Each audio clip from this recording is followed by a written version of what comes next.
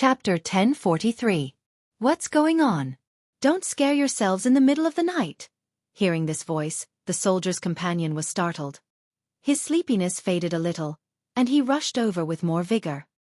He yawned and squeezed out 2 drops of tears from the corner of his eyes to relieve his sore eyeballs. But I really heard it. The soldier opened his eyes wide and looked down at the city. It was dark all around, except for the bonfire in the enemy's camp in the distance, which added a little color to the night. That's weird.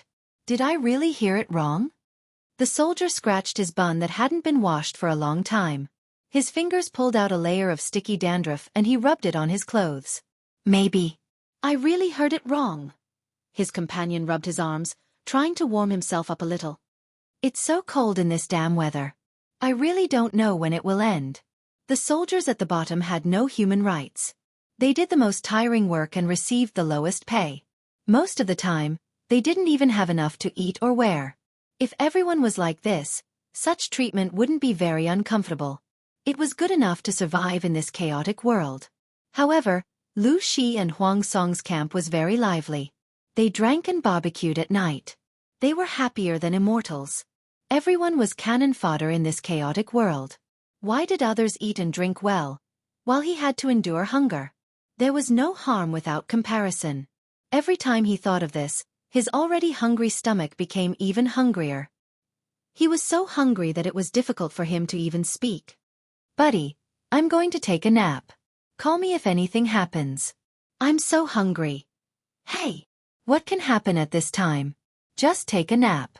I'll call you when the sun rises. Lu Shi and Huang Song's camp only cared about eating, drinking, and playing. It was like this for more than 20 days. It was the middle of the night. There was not even a shadow, not to mention the wind blowing the grass. The tired soldiers leaned against the battlements and slept soundly, hoping that sleep could warm their bodies and save their energy.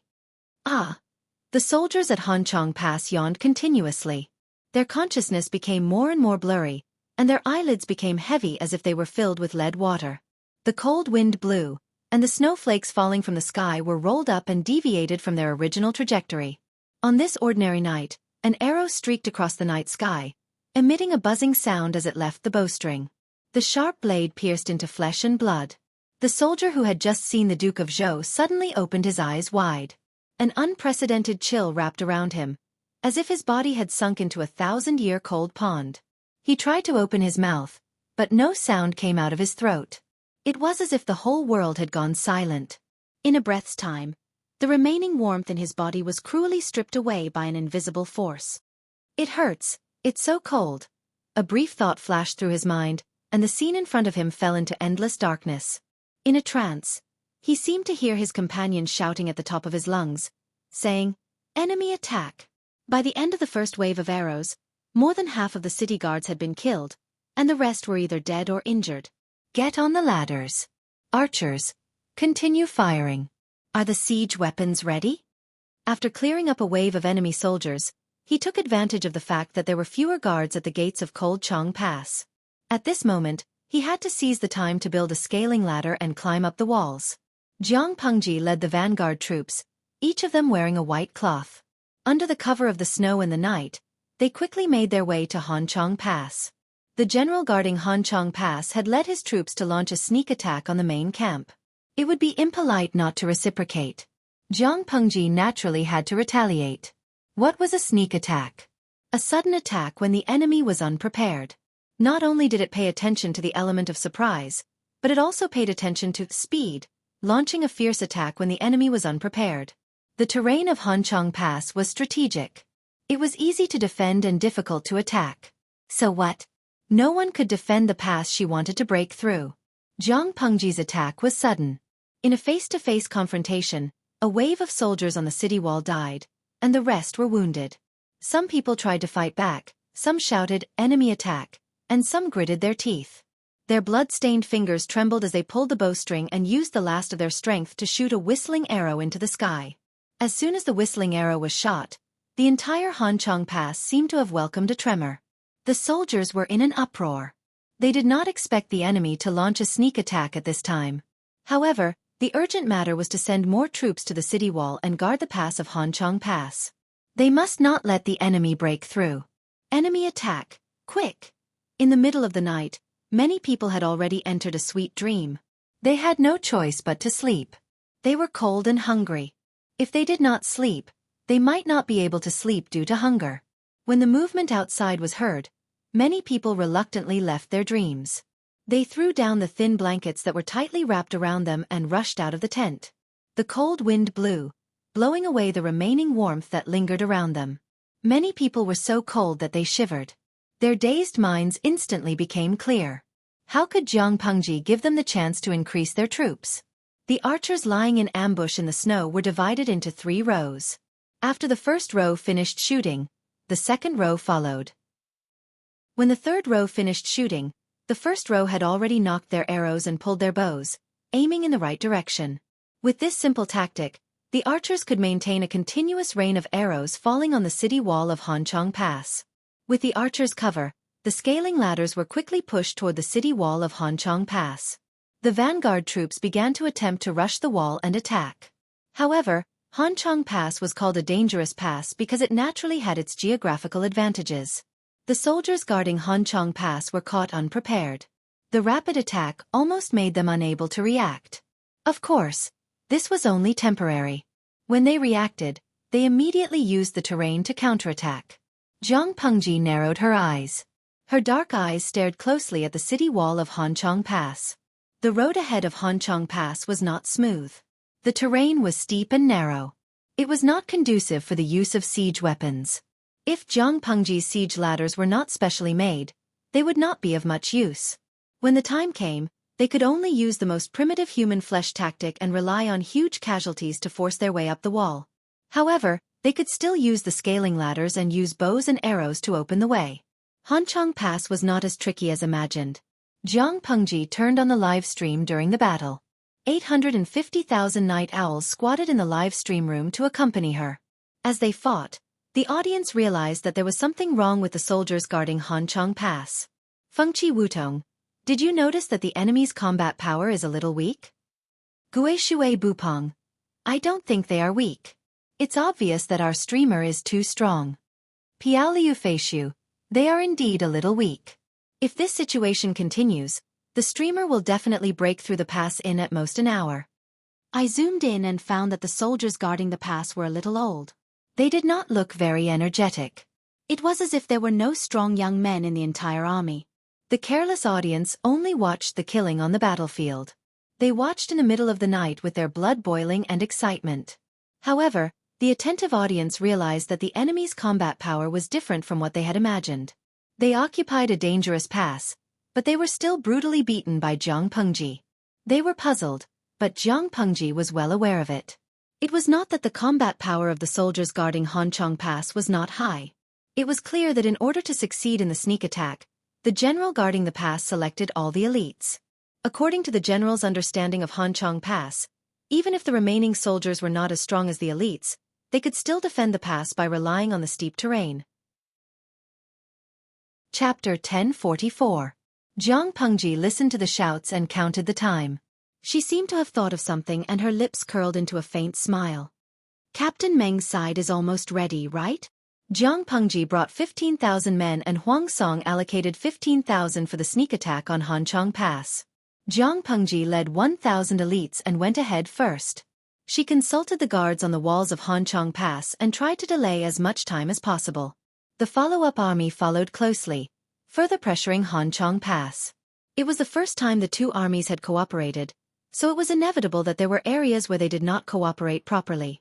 To avoid holding each other back, Huang Song generously handed over his command and let his army cooperate with Jiang Pengji's. Cheng Jing followed the army as a strategist and listened to Jiang Pengji's orders.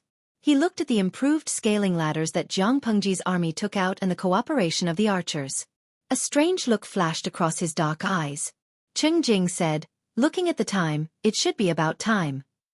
At the same time, the general guarding Hanchong Pass led his troops to attack the main camps of the two armies. However, when the soldiers heard the shouts, not only did they not go forward to fight, but they picked up their weapons and fled in all directions, leaving only 2 empty camps. The general guarding Hanchong Pass widened his eyes in shock. He angrily opened a few tents, but there was no one inside. "We've been tricked. Watch out for an ambush." The general guarding Hanchong Pass's heart skipped a beat.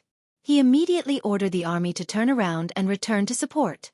He originally thought that the enemy would set up an ambush outside the empty camp and launch a sneak attack when he led his troops into the camp. Who knew that even when the general guarding Hanchong Pass left the empty camp with his troops, the expected sneak attack still did not happen. Thinking of this, the general guarding Hanchong Pass felt a chill in his heart. An idea popped into his mind. Lu Shi and Huang Song used all their troops in an attempt to attack Hanchong Pass. Although Hanchong Pass was easy to defend and difficult to attack, the combined forces of the Huang and Lu families were huge. If they attacked without any regard for anything, Hanchong Pass could not be defended.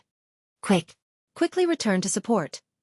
If they returned to support now and the enemy had not conquered Hanchong Pass, then he could lead his troops to attack the rear and prevent the enemy from taking care of both the front and the rear. The general guarding Hanchong Pass hurriedly led his troops back to support. He only cared about arriving at the battlefield as soon as possible and did not care about concealing himself. When they came, they were very careful and hurried. When they left, they wished that their parents had given them more legs and a pair of wings. Because they were in a hurry, the army's formation became more and more disorganized. Less than a quarter of an hour's journey from Kolchong Pass, the defending general of Kolchong Pass could already see the smoke rising from the city walls, and he grew increasingly anxious. That was when the unforeseen event happened. In the darkness of the night, arrows tore through the air, bringing with them a strong gust of wind as they flew towards the army, killing and injuring countless soldiers. Enemy attack! Enemy attack! The commander of Evercold Pass charged at the very front. He was also the first to discover the ambush. Although he didn't die, his shoulder was shot by a stray arrow. The sharp arrowhead was embedded in his bone joint, and the pain made his eyeballs almost pop out of their sockets. Get into formation and face the enemy. He had never expected that the enemy would not set up an ambush in the empty camp, but instead set up an ambush on the road. If they set up an ambush in an empty camp, the general in charge of guarding Kolchong Pass would still be on tenterhooks. The army's formation would not be scattered, so a sneak attack would not be very effective. What about now?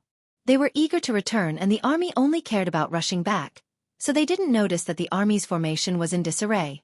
Meng Hun led his troops and set up an ambush along the way, intercepting and killing the returning reinforcements of Kolchong Pass. The two armies formed an alliance, and Meng Hun also had Huang Song's troops on his side. However, they did not hand over command, and instead fought on their own. Huang Song's family had many generals, and although this old general, Yuan Xian, was old, he fought bravely and fiercely.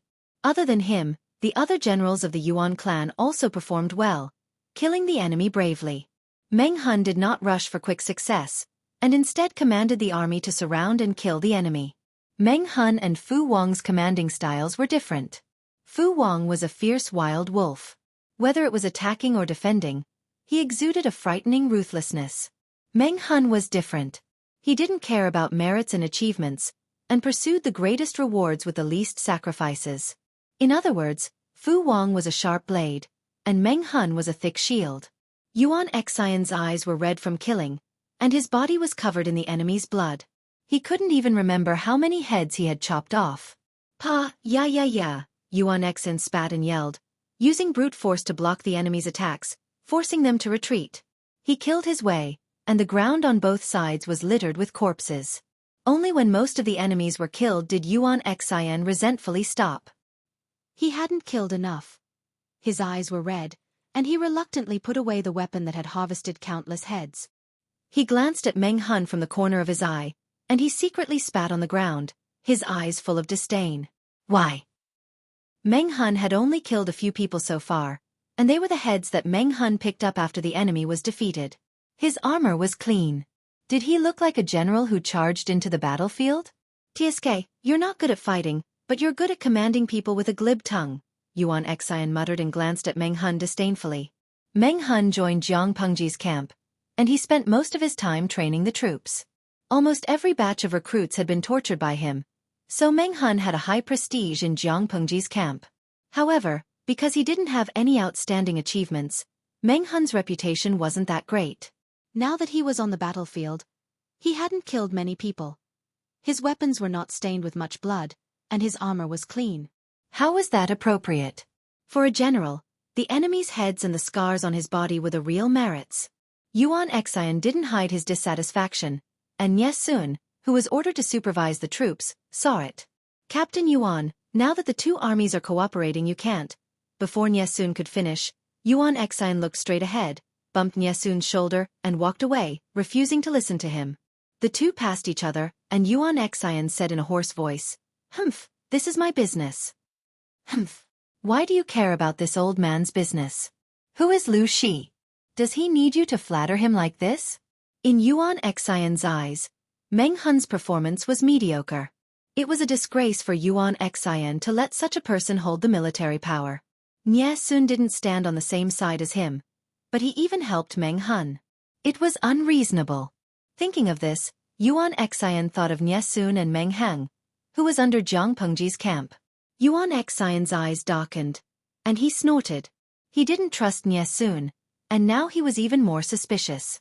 Nie Sun was wearing a scholar's robe, and Yuan Xian was wearing heavy armor. The latter's bump hurt Nie Sun's left shoulder, and it was probably going to bruise. Yuan Xian left without looking back. He didn't even leave an apology. His attitude was terrible. Nie Sun's pretty face turned ugly for a moment. Yuan Xian used his seniority to flaunt his seniority in front of his lord, but he didn't even look at the situation of the battle. He was so stupid. For the sake of the big picture, he swallowed his anger and temporarily put this episode to the back of his mind. Meng Hun looked up at the sky and calculated the time in his heart. He led the troops to Hanchong Pass according to plan. Although the defending general of Hanchong Pass had taken away the elites, there were still about 20,000 soldiers left to guard the pass. Chapter 1045. It turned out that Meng Hun had underestimated his lord. There were only wrong names, but there were no wrong nicknames. What is Jiang Pengji's nickname? The 850,000 viewers in the livestream channel unanimously agreed. The humanoid battlefield was a killing machine. Give her an invincible machete, and she could destroy a battle fortress by herself. She was so strong that she didn't seem like a human. The terrain of Cold Chong Pass was steep, easy to defend and hard to attack. The soldiers didn't have many points to focus on, so it was difficult for them to charge or retreat. The enemy occupied the advantage of the checkpoint and gradually recovered from their disadvantage. The battlefield seemed dangerous, but Cold Chong Pass was still impregnable and unshakable. "My lord, we can't go on like this." Although the troops used ladders to climb up the city walls, the walls are narrow and it is not easy to get into formation. The walls of Cold Chong Pass were narrow and there were too few places for the soldiers to stand. The number of soldiers that could scale the walls at the same time was not large. The enemy was different. They climbed the wall from behind the pass, and the terrain was more open. They could completely rely on their advantage in numbers to repel the people who climbed the wall. Looking at the corpses of their people falling from the city walls, not only did Feng Zhen's expression turn ugly, but Jiang Pengji's expression also turned gloomy. If it was an ordinary city, once the city walls were lost, the outcome of the battle would have been decided. However, there was naturally a reason why Chonghan Pass was known as one of Tsong Prefecture's 3 natural barriers. If it were so easy to break through, the Meng family that occupied Songzhou wouldn't have been able to stand firm for hundreds of years. Jiang Pengji decisively ordered, "Zi Shi, order the soldiers on the city wall to retreat." If they continued to waste time like this, their losses would only increase. It would be a meaningless sacrifice, and it was not worth it. Feng Zhen's expression changed drastically, and a look of struggle flashed across his eyes. But after a moment, his eyes turned resolute. "This subject obeys." "No." Cheng Jing stopped Feng Zhen. He gritted his teeth and said, "If we retreat now, our morale will plummet and we won't be able to break through. As you can see, even though we've occupied the city walls, we still haven't shaken the enemy's defensive line. Why would I send my soldiers to their deaths by climbing the wall?" Jiang Pengji said coldly to Cheng Jing. "I'm going to take down Hanchong Pass today." Cheng Jing said coldly. Jiang Pengji was very decisive. Once she made up her mind, there was no turning back. She was indecisive. "I am the commander of the vanguard." Jiang Pengji's attitude was firm. She did not allow others to resist. The battlefield was ever-changing.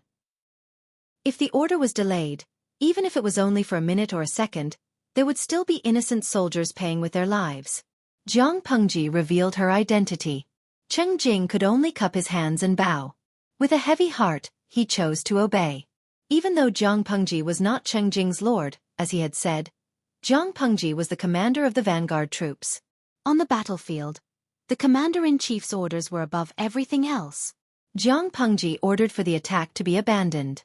The soldiers who had already climbed the wall could only retreat as they fought, giving up the victory that they had obtained with great difficulty.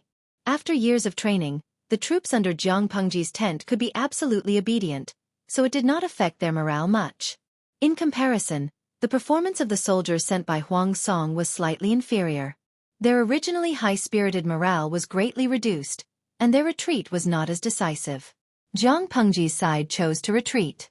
The enemy troops guarding Hanchang Pass were so happy that their eyes were brimming with tears. Their loud cheers boosted their morale. Jiang Pengji gritted her teeth and asked Feng Zhan as she listened to the tsunami of voices on the city walls. "Is the catapult ready?" Feng Zhan cupped his hands and answered, "It's ready." The catapult was huge, its target was obvious, and it was difficult to move. It was rarely used except during sieges or when two armies confronted each other head-on. However, as a technological expert, how could Jiang Pengji not think of a way to solve this problem?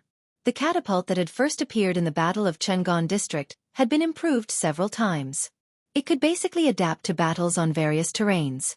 Most importantly, the catapult could be dismantled and moved. It was not complicated to build. Even though the terrain of Hanchang Pass was narrow and precipitous, as long as it was a relatively flat area, the catapult could be built and put to use. Since they could not climb the wall and seize the pass, they might as well dismantle the pass. When Jiang Pengji sent people to attack the city, she had instructed the rear to build catapults.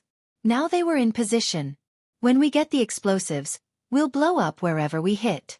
Whatever natural defenses, we'll raise them all to the ground. Jiang Pengji secretly gritted her teeth. If not for the chaos on the battlefield, she really wanted to take her axes and tear down the two heavy bronze gates of Hanchang Pass. Cheng Jing also noticed the situation behind him. His expression suddenly darkened.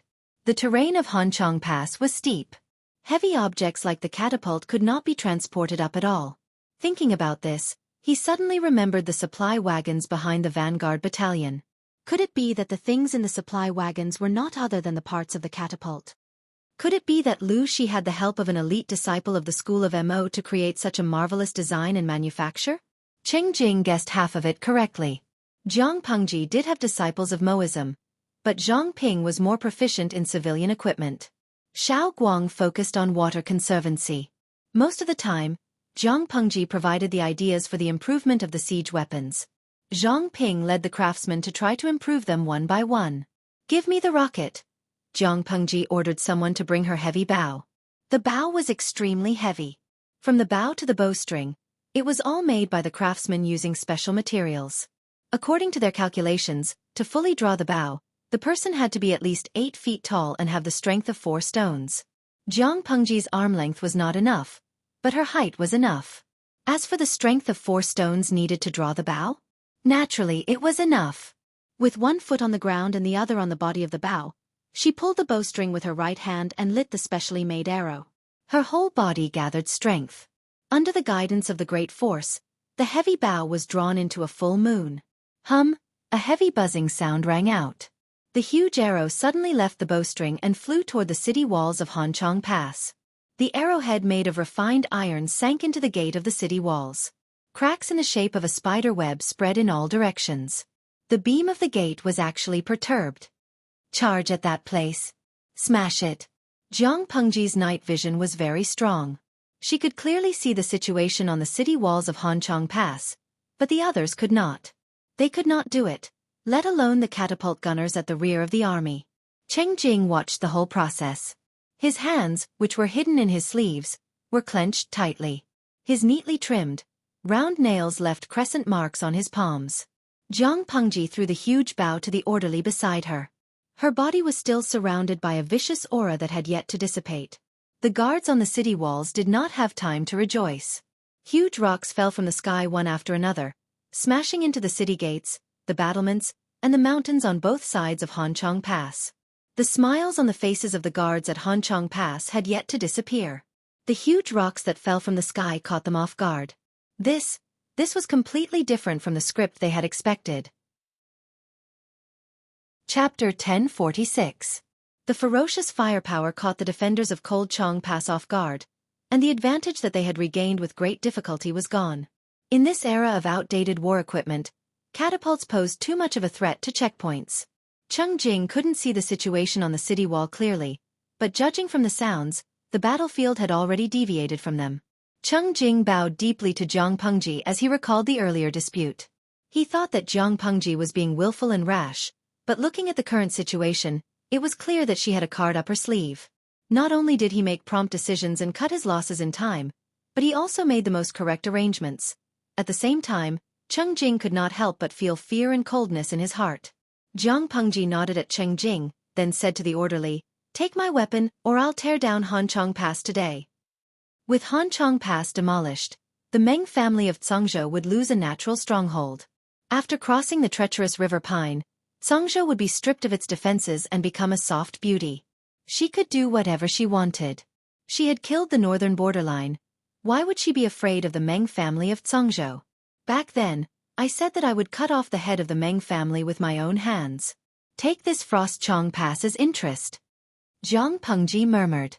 Hanchong Pass, which was originally impregnable, was now full of potholes from the stone catapults. It looked exceptionally miserable. Stop the catapults, get on the scaling ladders and siege towers. Since they couldn't climb the walls and take over the city, they would tear down the city gates and advance from both sides. With the previous experience of climbing the wall and the formation of the defenders of Cold Chong Pass being smashed by the catapults, their second attempt at climbing the wall was rather smooth. The assembled siege wood was also in place. There were 20 soldiers on each side, carrying the siege wood as they charged towards the city gate. By the time Meng Hun arrived with his army, the main gate of Cold Chong Pass had already been torn down, and the two armies were engaged in a fierce battle inside the city walls. Meng Hun faintly had the urge to feel his scalp go numb. His lord was too capable. The strategists and generals under her were very pressured. Although they had yet to take down Cold Chong Pass, they had already broken through the city gates and taken over the city walls. There was almost no suspense in this battle. "Your Highness, I'm late," Jiang Pengji said. "Not late, not late. You came just in time. Lead the troops and defeat those bastards. Go back and eat your breakfast." Meng Hun. After being stunned for a while, Meng Hun answered firmly. His Highness had already given the order to take down Cold Chong Pass before dawn. "My lord, do you want?" Meng Hun looked at the two huge wolf teeth hammers in Jiang Pengji's hands. Just looking at them was enough to make him panic. Jiang Pengji said, "When the army takes over the city entrance." She really wanted to have a fight, but the two armies were locked in a fierce battle at the entrance of the city. Jiang Pengji couldn't possibly squeeze her way in, could she? When the army charged into Cold Chong Pass and the battlefield opened up, she would stretch her muscles and bones. Meng Hun heaved a sigh of relief.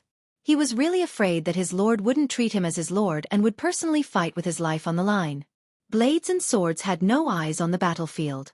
If the lord dared to do this, the few masters would fight her to the death. Although Cold Chong Pass was a natural stronghold in Zhangzhou, with Meng Hun's reinforcements, the enemy gradually lost the battle line. When Jiang Pengji saw the situation, she howled and rushed into the enemy troops with two ferocious specially made wolf teeth hammers in her hands. One hammer could kill a person. Two hammers could even overturn a house. The experienced viewers in the streaming room used the bullet screen to protect themselves. The dense bullet screen covered the bloody scene. Kixingsu. The streamer is getting more and more ferocious. One hammer hit from the top of a person's head to the ground cracked. Instead of sleeping in the middle of the night, you accompany the streamer in battle. You repay me with such a horrible and bloody scene? It scared me so much that the top of my skull flew off. Xiaohe Buliao Jiao Jiao. I'm used to watching all kinds of horror movies and I've been through hundreds of battles.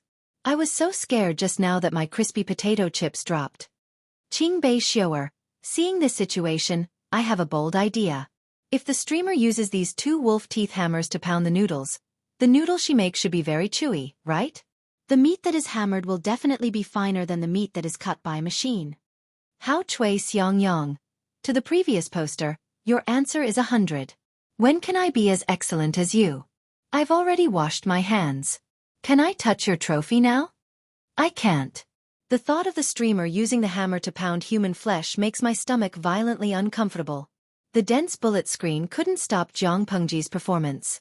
Every life that was taken away by her with the hammer was basically indistinguishable from its original species. All that was left was a mass of blood mixed with pieces of internal organs and bone residue. Jiang Pengji personally demonstrated the beauty of violence. After killing enough, Jiang Pengji's depressed mood for the whole night was much better. Unknowingly, she had already killed her way to the residence of the general of Hanchong Pass. It was as if she had crawled out of a mountain of corpses and a sea of blood. She was red from head to toe. According to the military order, they couldn't hurt ordinary people or the families of innocent enemy soldiers. They could only arrest them and wait for a unified punishment. Jiang Pengji entered the general's residence. The building of the residence was luxurious and there were countless servants. It was obvious that the owner was a person who enjoyed extravagant life. Not only that, but the servant girls who looked panicked and could not escape in time were mostly delicate and charming with a slim figure. Tie them up. If they do anything else that violates the military order, kill them without mercy. Jiang Pengji governed the army strictly. The soldiers didn't dare to go against the law. However, besides her soldiers, there were also Huang Songs. It was inevitable that they would do something outrageous. Her worry was not without reason. When Jiang Pengji barged into the inner courtyard, she saw a few soldiers forcing two servant girls with hideous smiles. This kind of situation was very common. Huang Song had always forbidden it, but it couldn't stop the chaos of war. There would always be villains who took advantage of the chaos to commit crimes. Even if they were discovered, the low-quality soldiers would drag their companions into the mire and shield each other. However, Jiang Pengji was someone who couldn't bear to have sand in her eyes. She didn't even blink. With a few hammers, she took them away. Cheng Jing and Feng Zhan followed her. There were also a few personal guards surrounding her to prevent Jiang Pengji from being hurt by the chaotic troops. It turned out that Jiang Pengji was lucky enough not to hurt anyone. Looking at the corpses that had been smashed into minced meat, Cheng Jing's eyelids twitched. Jiang Pengji rested the handle of the Wolfang hammer on her shoulder with one hand and said to Cheng Jing with a smile, "They're just a few scum who violated military discipline. Bogeo won't hold it against me. If he sees the behavior of these scum, he'll most likely have them punished according to military law." Cheng Jing looked expressionless, but in fact, his heart was in turmoil. Jiang Pengji tilted her head and glanced at the tightly shut door of the inner courtyard.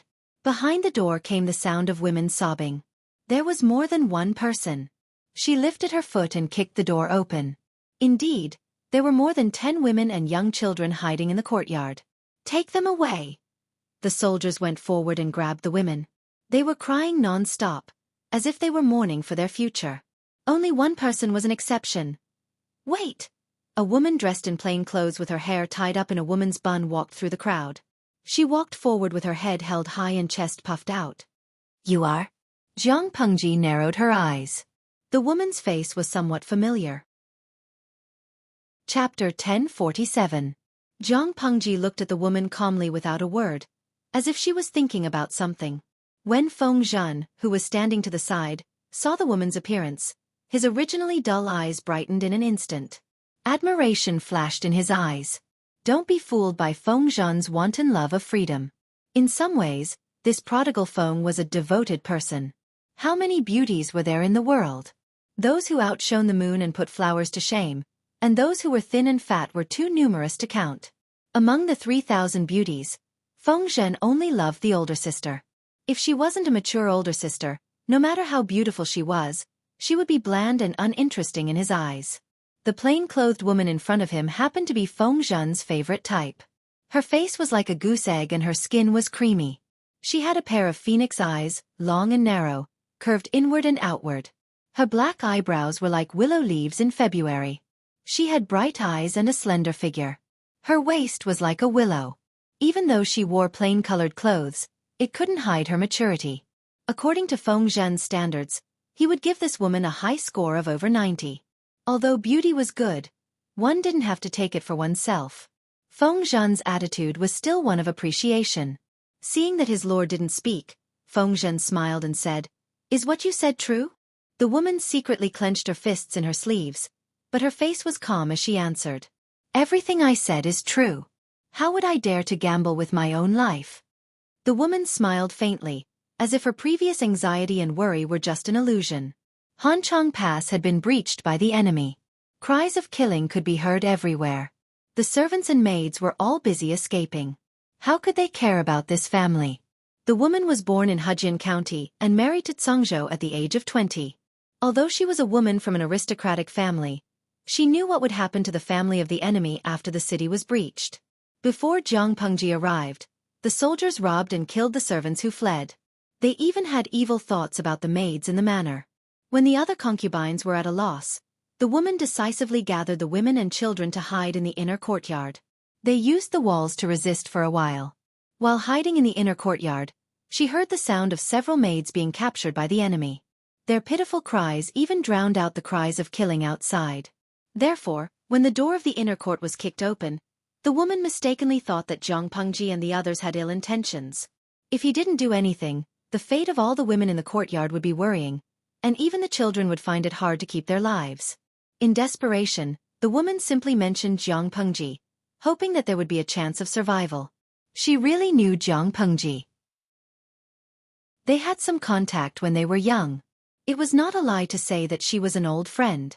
Feng Zhan glanced at the woman, then turned to look at his lord. She was staring at him with her black and white eyes. This is interesting. My master is right in front of you. If you really are an old friend of my master, why didn't you recognize him? He looked at the woman with a faint smile. She quickly understood Feng Zhen's meaning, and her already pale face instantly lost all color. Lu Shi. The woman turned her gaze and looked at Jiang Pengji, who was in the middle. Her words were filled with disbelief. She really didn't expect Jiang Pengji to be in front of her. Feng Zhen was just about to smile when his lord nodded at the woman. Yeah, long time no see. Feng Zhen. No, the woman in front of him was really an old friend of his lord? Feng Zhen was dumbfounded. The audience was also dumbfounded. They didn't have Jiang Pengji's abnormal memory. After the commotion, the ancient big boss who had been lurking for a long time jumped out. Tudu Feiqiu. Ah, this lady looks a little familiar. I remember she was one of the noble ladies who appeared when the host first started streaming. She was Shangguan Wan's best friend. He had been frantically searching through the streaming notes and finally found her. Wan Xiao, Gue Kai Guo Fengxiu. Damn, big boss, you're still alive. Qilin. I worship you, big boss. Shosha too. I worship you, big boss. 20 Sui Jiu. Go Pokeball. Capture a big boss alive. Those who were familiar with the streaming knew that the first viewer in the streaming room was Tudu Feiqiu. The first recorded video was also from him. It was said that he was also the founder of the Empress's streaming forum and the editor of a related magazine. It was rumored that a tycoon had spent millions just to buy his ancient ID. Unfortunately, he refused to sell it. The woman was Wan Xiao. She had met Jiang Pengji several times in the past. She heaved a sigh of relief when she heard Jiang Pengji's response. She didn't know which mountain of corpses and sea of blood Jiang Pengji had crawled out from. She was covered in blood and it was a frightening sight. How could she recognize such a horrifying appearance? The last time they met was 8 years ago. Jiang Pengji was taller than ordinary women. Many men had to look up to her. She wore armor and a helmet. She held a pair of hammers in her hands. She stood there simply. She was a young general full of heroic spirit. Who would associate her with a maid? Your husband's family? Jiang Pengji looked at her attire and frowned. If Wan Xiaoer's husband was an enemy general at Hanchang Pass, his corpse would have been cold by now. Although Jiang Pengji would not show mercy, it was somewhat embarrassing to kill an old friend's husband and make her a widow. Wan Xiaoer sighed softly and looked calm. My husband's family is the general guarding Hanchang Pass. I guess he has already reported to the King of Hell. The calmer the other party was, the more embarrassed Jiang Pengji was. Wan Xiaoer's reaction to the death of her husband was calm, but her husband's concubines and children were crying loudly. They didn't even care about their image. Hearing the commotion, Wan Xiaoer looked down indifferently and sneered. Jiang Pengji was also thick-skinned. She did not hold back her embarrassment for long. She said calmly, considering our friendship, I will return your husband's body to you after the war ends. At least he can be buried in peace and his corpse won't be exposed in the wilderness. Wan Xiaoa said, I am your prisoner. If my deceased husband's body can be left intact, it will be considered a good ending. Her reaction angered the crying concubines, who scolded her one by one. You old shrew who can't lay eggs. The master has always been good to you. Now that he's gone, you're not even willing to shed a tear. Could it be that you're cursing the master to die early so that you can climb to a higher branch? What a vicious heart you have. Evil woman, you will get your retribution sooner or later. A few beautiful concubines were weeping and sobbing, and a few young children were sobbing in their arms. Wan Xiao, didn't even bother to raise her eyebrows. Seeing the situation, Jiang Pengji ordered people to take the noisy women and children away. Her action was not rough, but it was not gentle either. Look at you, you haven't been very comfortable all these years. Wan Xiao tucked her scattered hair behind her ears and looked calm. Chapter 1048. Jiang Pengji looked at her, the memories in her mind becoming clearer and clearer. In her memory, Wan Xiao was gentle and intelligent. She was the standard aristocratic daughter of Hejian's aristocratic family, charming and gentle. Now that they met again, she seemed to have changed into a different person. Her eyes seemed to have seen through the world. Her husband had died, but she reacted as if a familiar stranger had died. She was frighteningly calm. Although she was a prisoner, because she was Jiang Pengji's old friend, Wan Xiao did not suffer. Thank you. Wan Xiao bowed and followed the soldiers of the female battalion to the camp where the female prisoners were kept. Why are you stretching your neck? Jiang Pengji glanced at Feng Zhan impatiently. The other party's weakness was caught, but he said calmly, everyone loves beauty.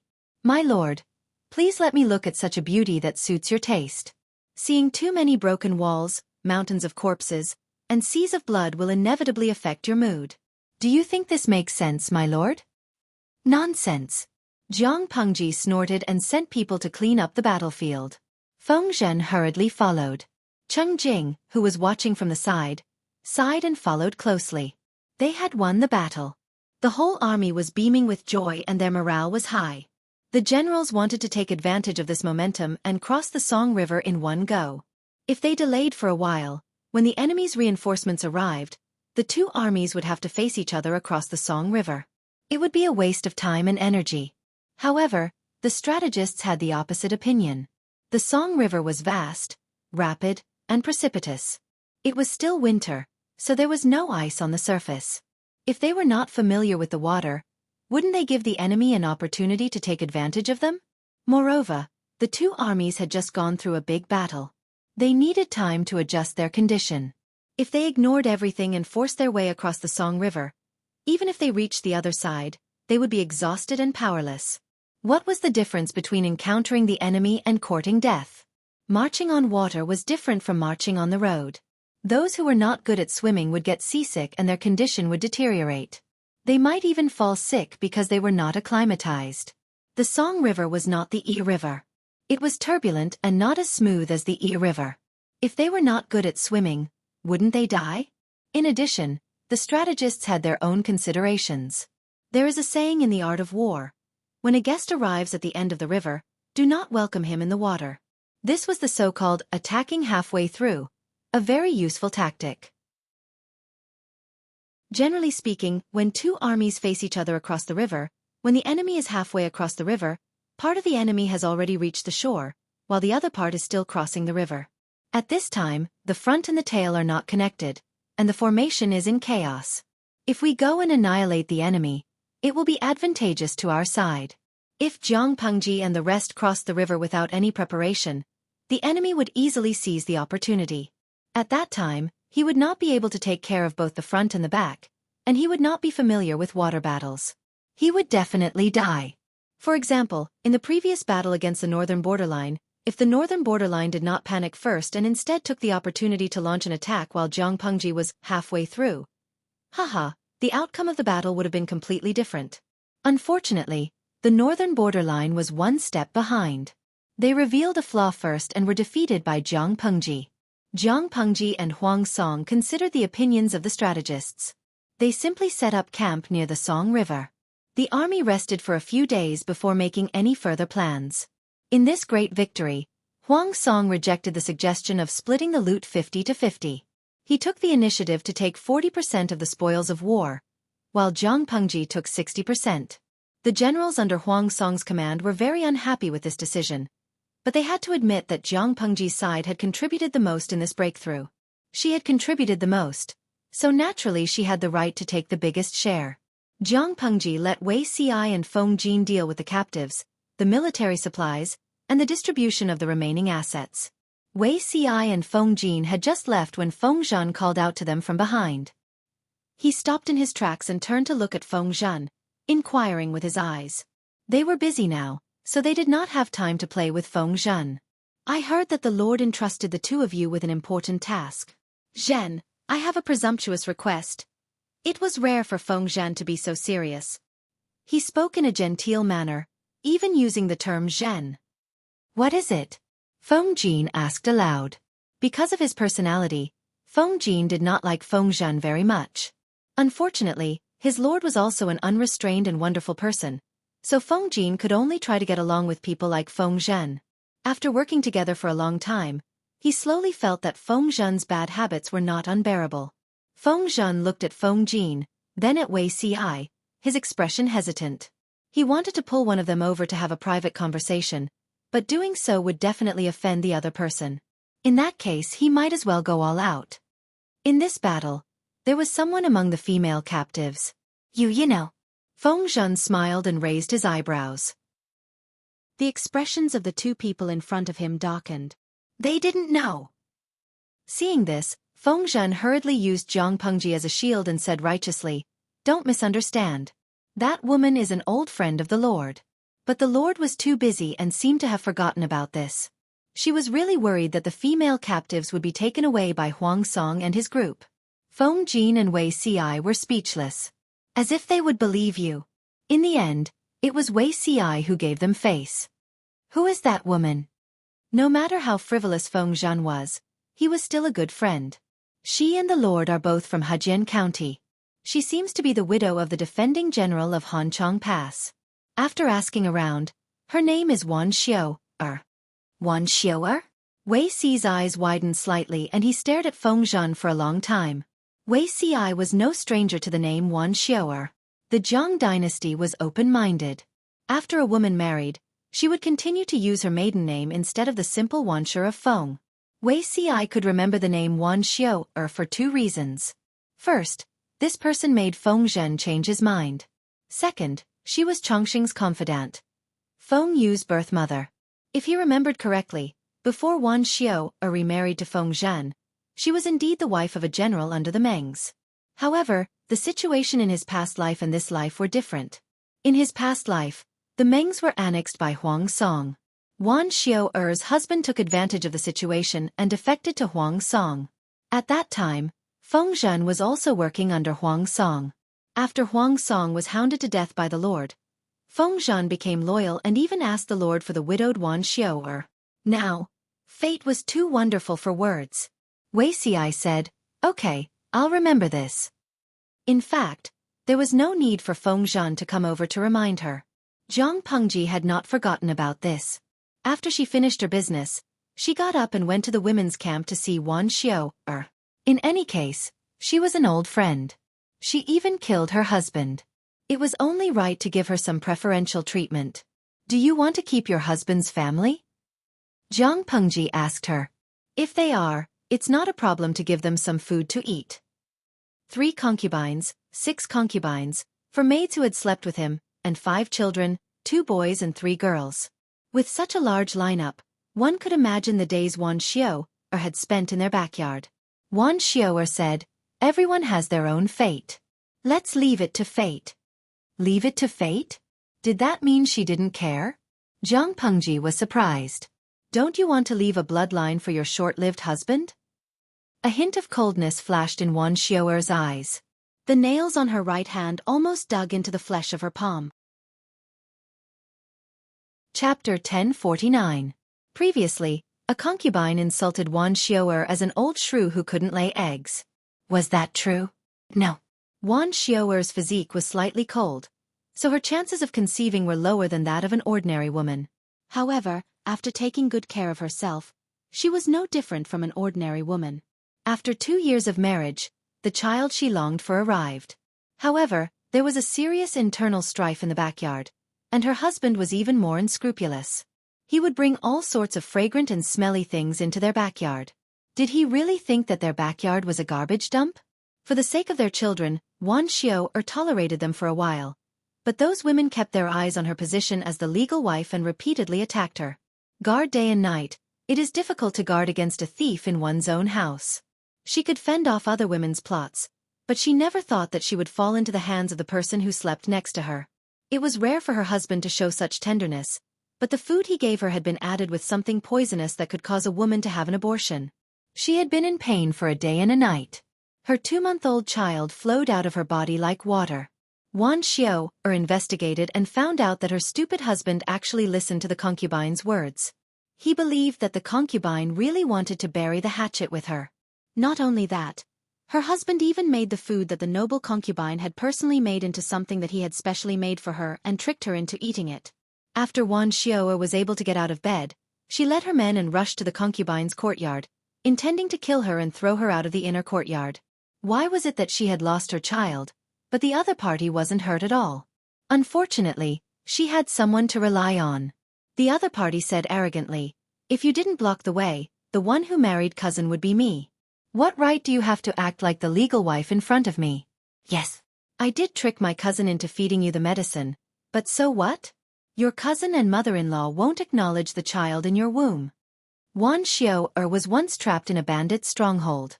Even though Jiang Pengji testified for the noble ladies, the 4 self-accomplishment classics for women became popular in Hejin County and Songzhou. That stain was brought up as a topic of discussion, and even a reason to attack her. That was the main reason why Xueqi was struggling. Apart from that, the husband and mother-in-law also believed in what their ancestral home said. The firstborn child of a woman is of the firstborn male blood. If she wanted to give birth to her husband's child, the first child must be aborted and washed clean. Because of this absurd reason, Xueqi's child was gone. Her husband even said something to her shamelessly. "Since you can give birth, we will have a legitimate son. I don't even despise you for being unclean. Why are you being so sentimental?" Every time Xueqi thought of his face and his words, she felt so disgusted that her stomach churned. She wished she could poke him into a sieve. Son of the first wife.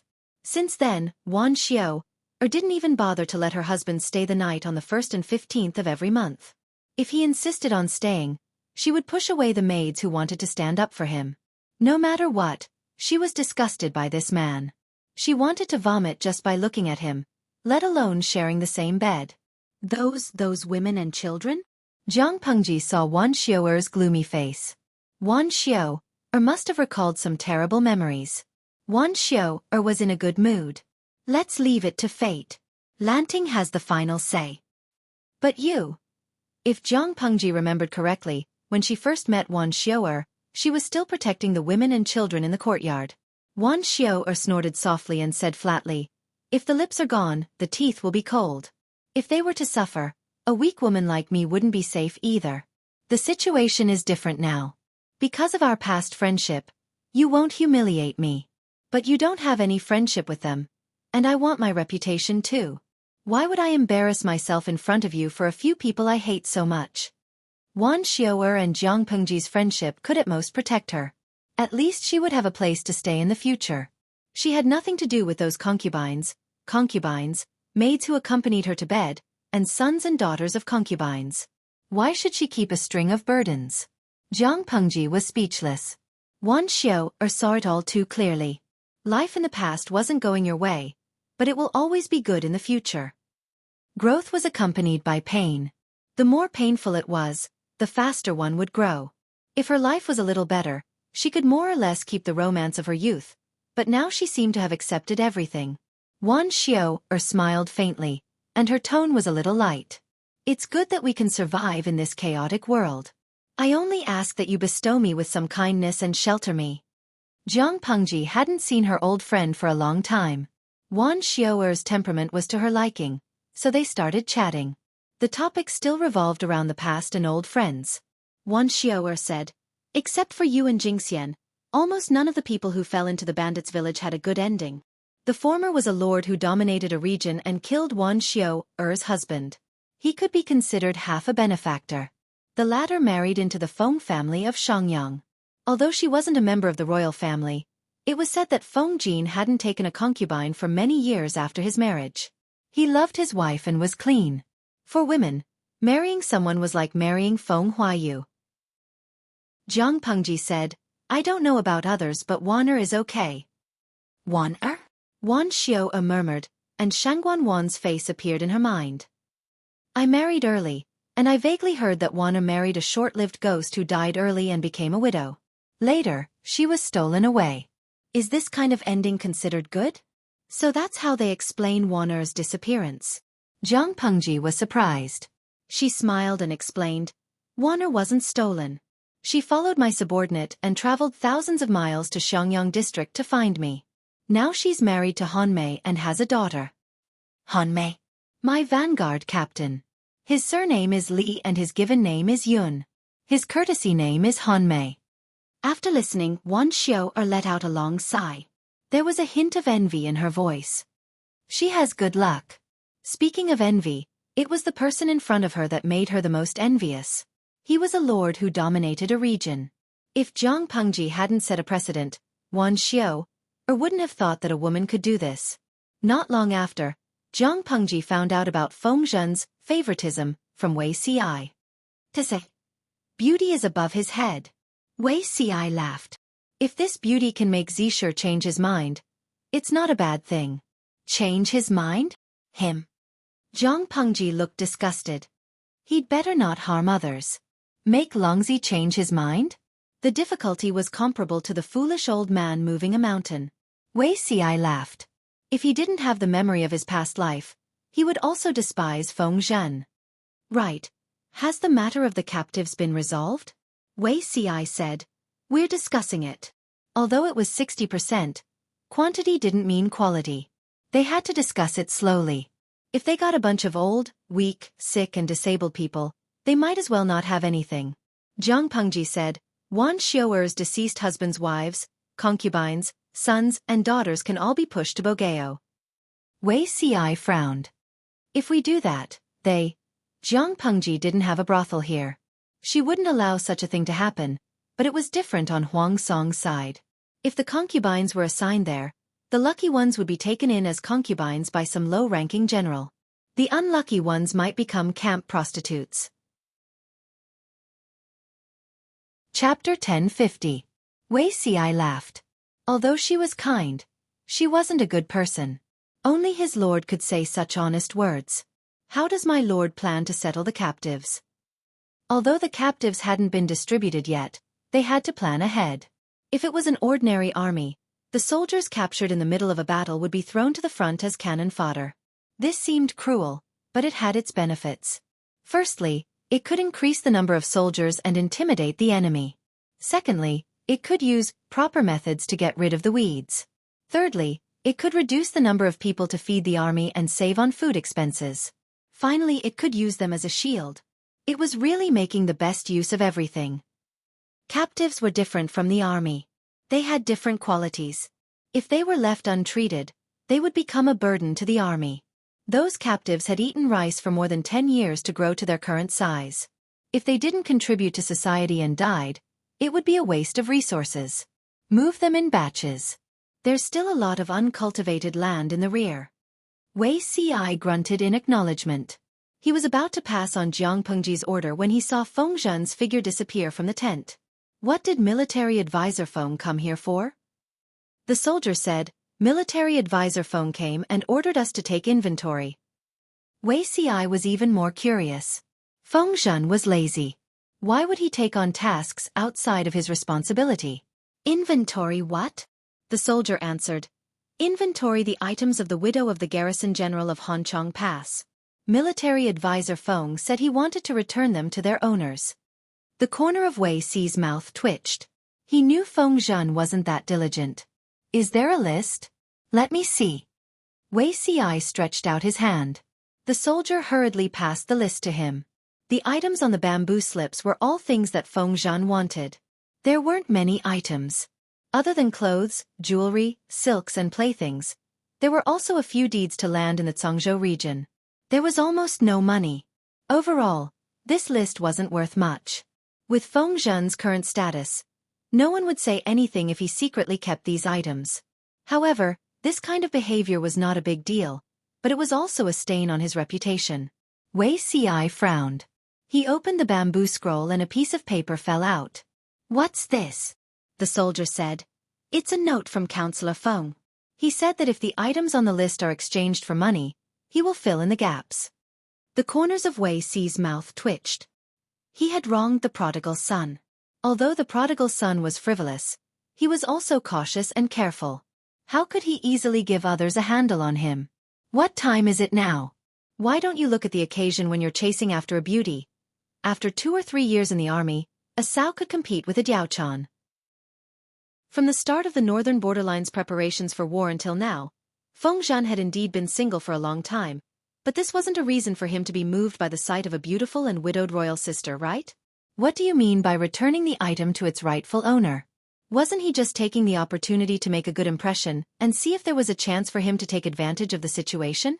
These words were a misunderstanding of Feng Zhan. In his opinion, admiring a beautiful woman was a form of enjoyment. Admiring her was one thing, but it did not mean that he wanted her for himself. To be honest, he quite admired his lord, but even if he was given 10 guts, he wouldn't dare to think about her. After fighting for so many years, it was rare for him to see a woman that suited his taste. Was he not allowed to take a few more glances? "Lady Wan, take a look. Are there any that you missed out?" Wan Xiao'er was flattered. No matter how ignorant she was, she knew that Feng Zhan was Jiang Pengji's strategist. How could she not be scared when he came in person? Feng Zhan's ability to handle matters was inversely proportional to his moral integrity. Wan Xiao'er took a quick look, and it seemed as if he was missing nothing. "Governor Liu, thank you for your kind intentions. I'll have to trouble Mr. Feng to make another trip." Wan Xiao'er could not figure out whether Feng Zhan's actions were Jiang Pengji's instructions or something else, but seeing that he looked genial and not impatient, she thought that he should be easy to talk to. Wan Xiao'er deliberated and said, "There is one thing that I would like to trouble Mr. Feng with." Feng Zhan dressed up carefully and restrained his unruly expression. He was still a man of good looks and appearance. "Lady Wan, please speak." Wan Xiao'er thought for a while and said hesitantly, "It's like this, I have 2 panzihua plants in my yard. My deceased mother planted a yard when she was alive. When I got married, my deceased mother gave me a seedling of the panzihua. I've raised them for many years, so I have some feelings for them." Panzihua? Feng Zhan was very knowledgeable. Naturally, he had heard of this ornamental plant. It was rumored that in some borderlands, the panzihua was used as a token of love between men and women. When a mother gave her daughter a panzihua on her wedding day, it was also a blessing. It was no wonder that Wan Xiao'er was reluctant. "Lady Wan, you want to move the panzihua in your yard?" If it was moved, it would be difficult for the plant to survive. Wan Xiao'er laughed. She seemed to be amused by Feng Zhan's imagination. She explained, "The army is still at war. How can I let Mr. Feng allocate troops to dig panzihua for me? I just want to move a seedling from the main pole and keep it by my side as a comfort." Feng Zhan's brows relaxed. If it was just to take a seedling, it would not be difficult. Coincidentally, they were still resting and Feng Zhan was an idler. He volunteered to accompany Wan Xiao'er. Feng Zhan was not invisible. The news of him accompanying a beautiful woman out of the army camp quickly reached Jiang Pengji's ears. "Damn! Can't you look at the timing when you're hitting on a girl?" Jiang Pengji's expression was twisted. She broke the brush in her right hand. She was busy, but Feng Zhan only cared about hitting on a girl. What did humans do? Feng Zhan could not feel Jiang Pengji's resentment. He accompanied Wan Xiao'er to her original residence and went all the way to the inner yard. Indeed, there were several panzihua plants in the inner yard. Panzihua was not a flower. To be precise, it was a tree. According to historical records, the panzihua was 12 feet tall. It had 3 branches and looked like it would burn at night. Apart from that, there was also a record of cut paulownia wood. The flowers wither in February or March. Feng Zhan had heard of the panzihua, but it was his first time seeing it. Only a small number of influential people could keep it in their homes as ornamental plants. If Wan Xiao'er's deceased mother had not been born into a high status, she would not have been able to keep it in her backyard. Feng Zhan sat on the ground and craned his neck to look at Wan Xiao'er. After looking for a while, his neck was sore. He had not slept well for the past 2 days because of the war. Leaning against the tree trunk, he felt sleepy. Wan Xiao'er saw his movements and remembered that Feng Zhan had come all the way here with her. She felt grateful. She did not have anything valuable on her, and he did not care for it. Instead of giving him something valuable that would only make him a laughingstock, it was better to give him something practical. However, she was now a widowed woman. It was not appropriate for her to give Feng Zhan anything alone. She might as well give Jiang Pengji and the others their share. After processing the panzihua, you can use it to fill pillows. Then, you can stuff some dried flowers to help you sleep. It will be more comfortable than a wooden pillow. Feng Zhan came to his senses and replied, "It has such an effect." Chapter 1051. The two of them chatted on and off. Wan Xiao'er was a meticulous person. She quickly learned about Feng Zhan's basic situation from their conversation. He was a widower with a son. His eyes lit up when he talked about his son. He said he didn't like him, but he couldn't hide his pride. Wan Xiao'er looked calm on the surface, but she found it funny. She thought that someone who could work for the female lord must be cunning and cunning. She didn't expect Feng Zhan to be so innocent. Well, he was much cuter than those hypocritical and pretentious men. To prevent all the seedlings from dying, Wan Xiao'er moved 2 more seedlings and took good care of them. They should survive. Seeing that she was done, Feng Zhan got up and sent her back to the temporary tent of the women's camp. Wan Xiao'er lit an oil lamp and found the dried panzihua flowers she had dried last year. She made a few pillows overnight and stuffed the dried flowers into them. Thin, narrow, and tall wooden pillows were popular. The higher one's status, the better the wooden pillow. Wooden pillows were too tall, which caused many people to suffer from stiff pillows. Wan Xiao'er's mother was the same. Her mother dried the fallen panzihua flowers, picked the softest and thinnest ones, and stuffed them into the pillows as fillers. Wan Xiao'er didn't like wooden pillows. Her husband hadn't slept in her room for years, so she changed her pillow. As long as she was comfortable. Wan Xiao'er asked the female soldier to send a few pillows out that night, so as not to attract gossip. Jiang Pengji benefited from this. She hugged the soft pillow and sniffed it. It had a slight fragrance. "What's in it?" "It smells good." Jiang Pengji was having her meal when she received it. Feng Zhan had been forced to work overtime. She watched him work to see if he had the time to flirt with girls. Feng Zhan saw the things in Jiang Pengji's arms and remembered what Wan Xiao'er had said yesterday. The corners of his mouth curled into a smile. If nothing went wrong, he would see the same gift when he returned to the tent after finishing his task. Thinking about this, he felt that it was a pity. Alas, the one and only gift was shared and enjoyed by others. It was others who benefited from him, but it seemed like he benefited from the Lord. In the name of thanking Jiang Pengji, Wan Xiao'er gave Jiang Pengji and the strategists and generals whom Jiang Pengji valued highly. "It should be panzihua," Feng Zhan replied. "Panzihua?" Using dried flowers as the pillow core, she's really thoughtful. Jiang Pengji didn't know what it was, but she thought the name sounded nice. Pinching the soft pillow, Jiang Pengji planned to try it at night. Xiao'er is really clever. This pillow can be changed. Jiang Pengji noticed that there was a rope on one side of the pillow. She pulled it open and realized that the 2 sides were not sewn together with a needle and thread. Instead, they were tied tightly with a long rope, but there were no gaps. Jiang Pengji untied the rope and took out the thing inside. She lowered her head and did not notice the huge change in the bullet screen in the live streaming room. "Zue Wanyan, you scared me to death. When I first heard of panzihua, I thought a city was stuffed into my pillow. I am Susu. How embarrassing. I misunderstood too. Junpo, Chowdo Sak, I remember panzihua is another name for the ancient kapok tree, right?" Kapok tree. Most of the audience was still confused, wondering what kind of flower panzihua was, but some of them had already figured it out. "This thing is a kapok tree. I don't like to eat apple. I've seen it before. I remember that kapok was an ornamental plant in ancient times. It was only later processed and used. Glutinous rice ball soldier. Wow. Does this mean that the streamer can grow cotton now? The productivity of ancient society was low, and the people had to worry about food, clothing, housing, and transportation for their entire lives. In terms of food, Jiang Pengji had already started researching sweet potatoes and sweet potatoes. These two things had a large yield and could feed many people. If she used high-yield cotton to solve the problem of clothing, when Jiang Pengji conquered the whole world, the prosperous dynasty would be just around the corner.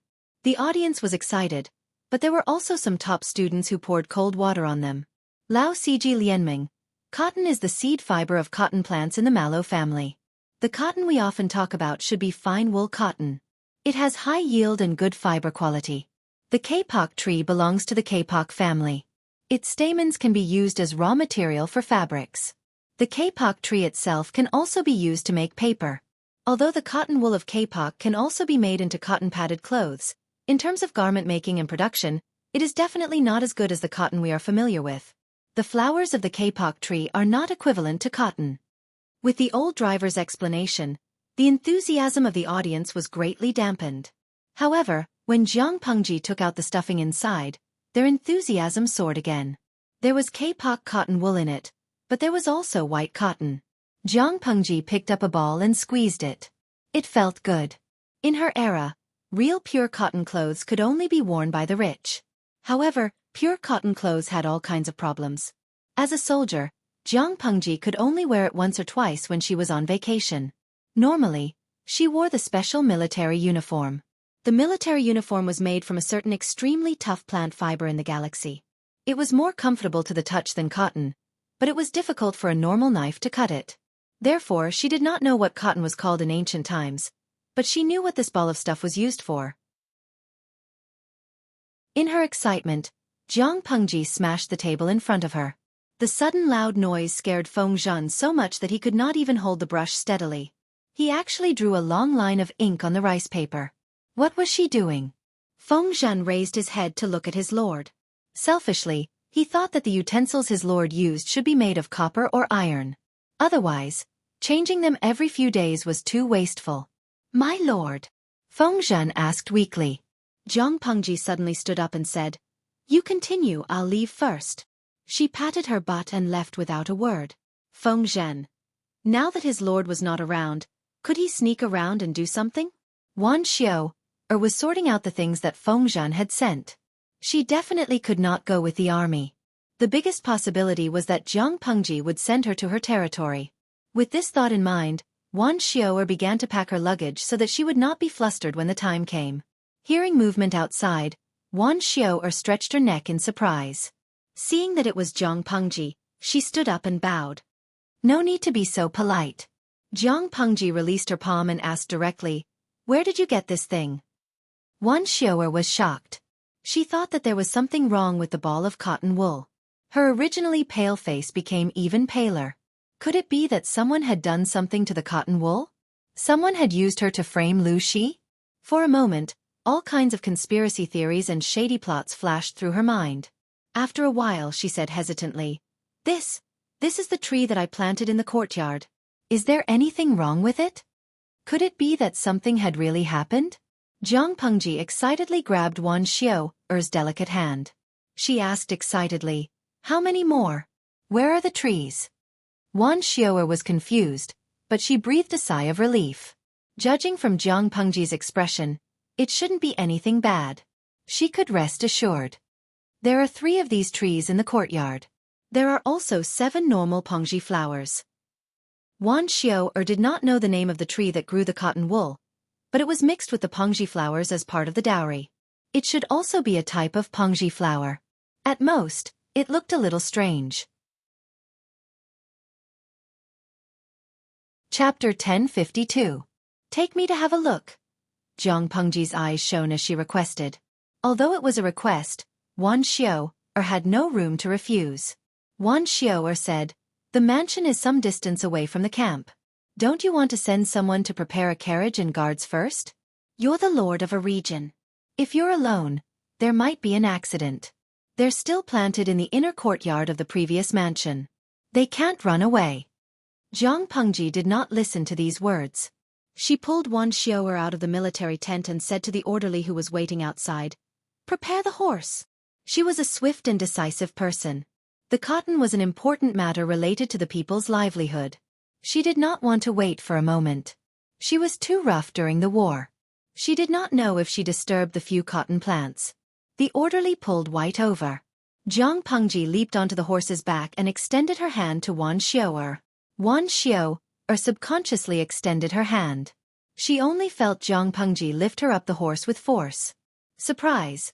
Before Wan Xiao'er could react, Jiang Pengji had already galloped out of the camp. A few orderly behind her mounted the horse and followed her. However, their lord's mount was too powerful. White had not unleashed its full power for a long time. It could not stop once it started galloping. When the few orderly and guards arrived at the destination, trembling with fear, Jiang Pengji had been looking at the few cotton plants for a long time. Wan Xiao'er was still in a state of shock. Her clothes were disheveled. Her hair was scattered on her shoulders. The pearls and jades that were used to hold her in place were gone. Looking at her, they thought that their lord had pinned them to the ground. "Why are you so late?" The panting soldier was dumbfounded and subconsciously asked for forgiveness. Jiang Pengji said, "Forget it. Go get a shovel and dig up all these trees. Remember not to damage the roots." Everyone was stunned for a moment before they reacted. They all went to find shovels. "Be careful. When you dig them out, the roots must be wrapped in soil," Jiang Pengji commanded the whole time. The soldiers were trembling with fear as if they were walking on thin ice. It was not that they were timid.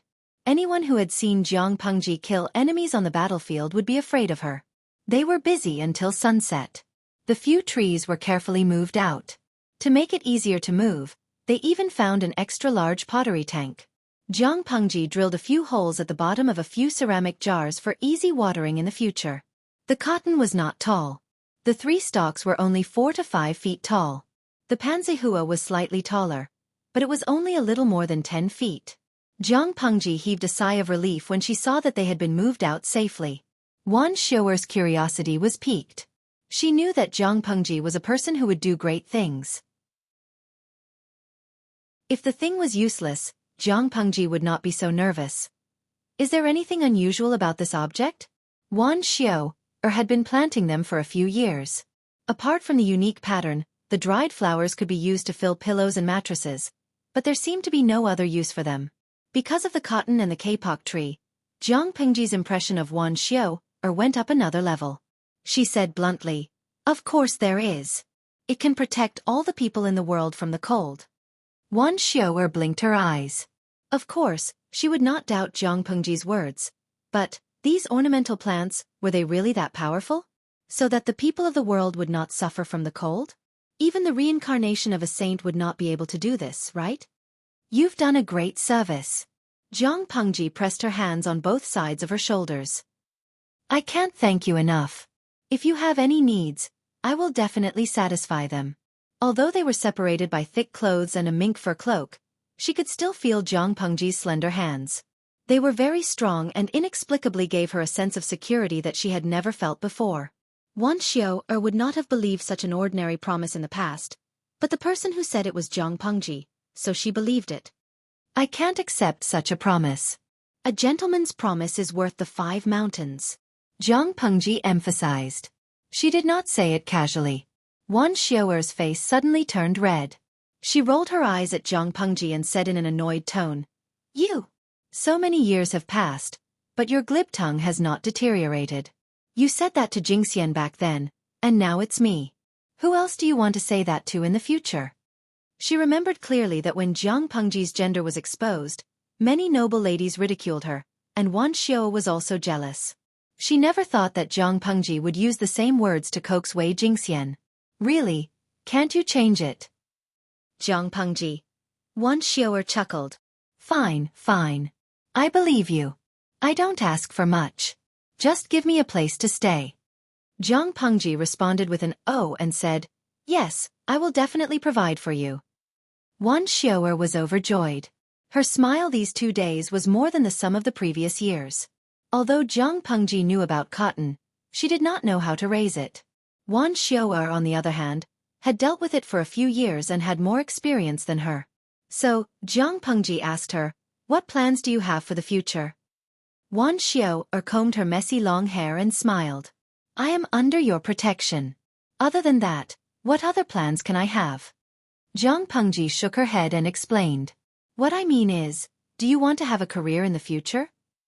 Wan Xiao'er's hand froze beside her ear. Did she hear wrongly? I have no strong points. I am just a woman. What career can I have?" Jiang Pengji said, "You have a strong point that others don't have. After conquering Cangzhou, I will have to rest for a few months. It is not the right way to be militaristic. I have to give the soldiers and people a chance to rest and recuperate. I plan to pick a few good fields to try planting these cotton. After accumulating experience and good seedlings, I will pick a suitable place to expand the scale of planting." There is also news from Wanzhou. Huayuan's spinning wheel has made a breakthrough. The spinning speed is extremely fast. If the two are combined, who knows how many people will benefit. Wan Xiao'er was stunned on the spot. Her mind was in a mess. Although she did not understand, Wan Xiao'er knew that Jiang Pengji would not lie to her about such things. This was definitely a good thing. Before Wan Xiao'er married, she was the daughter of a noble family. After she married, she became a noble lady. Her marriage was not satisfactory, but the quality of her life was good. It was indeed difficult for her to be tormented by cotton planting. However, Wan Xiao'er had experienced a disaster. She knew that in troubled times, without anyone to protect her, her life would not be any better. Even if there were no benefits to it, she would not refuse Jiang Pengji's suggestion. On the other side, Feng Zhen knew that his lord had left the army camp on horseback. This frightened him. There were still remnants of the enemy's troops outside. If his lord was careless and encountered some rascals, he would be in trouble. Feng Zhen was anxious. He arranged for a group of people to escort him to Jiang Pengji. The war horse's jolting made his buttocks hurt. He hurried and arrived just in time to catch a few soldiers carrying pots of cotton and kapok trees. They were moving them to the carriage. Oh my! Weren't these Lady Wan's treasures? His lord brought Lady Wan here and even asked people to dig out these trees. What was she trying to do? Feng Zhen dismounted from the horse in a sorry state. He raised his hand to fling the hair tie around his neck to the back of his head. Guess what he saw? He saw his lord and Wan Xiao'er walking out of the courtyard side by side. The former was talking and laughing, while the latter was timidly hanging her head and wringing her sleeves. Wan Xiao'er's hair was loose, and her clothes seemed to have been tidied up. Feng Zhen was shocked. F***CK. F***CK. Wei Ci Wei Zi Xiao. Chapter 1053. Feng Zhen tidied up his appearance a little and stepped forward to salute. Greetings, my lord. Even though his heart was in a mess, he was still gentle and calm on the surface. Jiang Pengji looked at Feng Zhen with a faint smile. Did the sun rise from the west today? How could the wanton and unrestrained Feng Zhen be so dignified? Feng Zhen hadn't adjusted his breathing rhythm, probably because he was in such a hurry. Feng Zhen's cheeks were pale from the cold wind, and his lips were blue. His body wasn't healthy, so he looked weak, helpless, and pitiful. Before I left, I've instructed you to do so. Zisher, why didn't you stay in the camp? Why did you come here? Jiang Pengji teased him with a smile. Besides, the wind is so strong outside. If your weak body gets blown away, I'll have to find someone to get you back. Feng Zhen choked and almost choked on his breath. If he wasn't worried about his lord, why would he ride a horse here? Galloping on a horse, the cold wind hitting his face hurt. I heard that my lord left the camp without anyone. I was afraid that an accident would happen, so I dared to disobey military orders. Please punish me, my lord. Jiang Pengji's teeth ached when she heard this. Usually, Feng Zhen would try to smooth things over. How could he plead guilty so seriously? Pretend. Keep pretending. You had good intentions. How can I really punish you? Jiang Pengji said. But, don't do it again. Feng Zhen cupped his hands and smiled. Yes. Jiang Pengji secretly curled her lips. She couldn't really embarrass Feng Zhan in front of Wan Xiao. Otherwise, she wouldn't let Feng Zhan off so easily. My lord, are you taking these panzihua plants away? Feng Zhan glanced at Wan Xiao. You really have tender feelings for the fairer sex. In comparison, he was only accompanying someone to transplant the seedlings. No matter how one looked at it, he seemed to be at a disadvantage. Tender feelings for the fairer sex. Zhang Pengji said. Not only do I want to move these trees away, but I also want to send some people to Xiao mother's house. Feng Zhan's heart skipped a beat. He couldn't be blamed for letting his imagination run wild. Was his lord going to meet her in-laws? Even though Feng Zhan didn't say it out loud, Zhang Pengji could see through his thoughts. If Wan Xiao hadn't been there, she would have taught Feng Zhan a lesson and let him know why flowers were so red. Seeing Zhang Pengji's gloomy expression, Feng Zhan suddenly realized that he had misunderstood.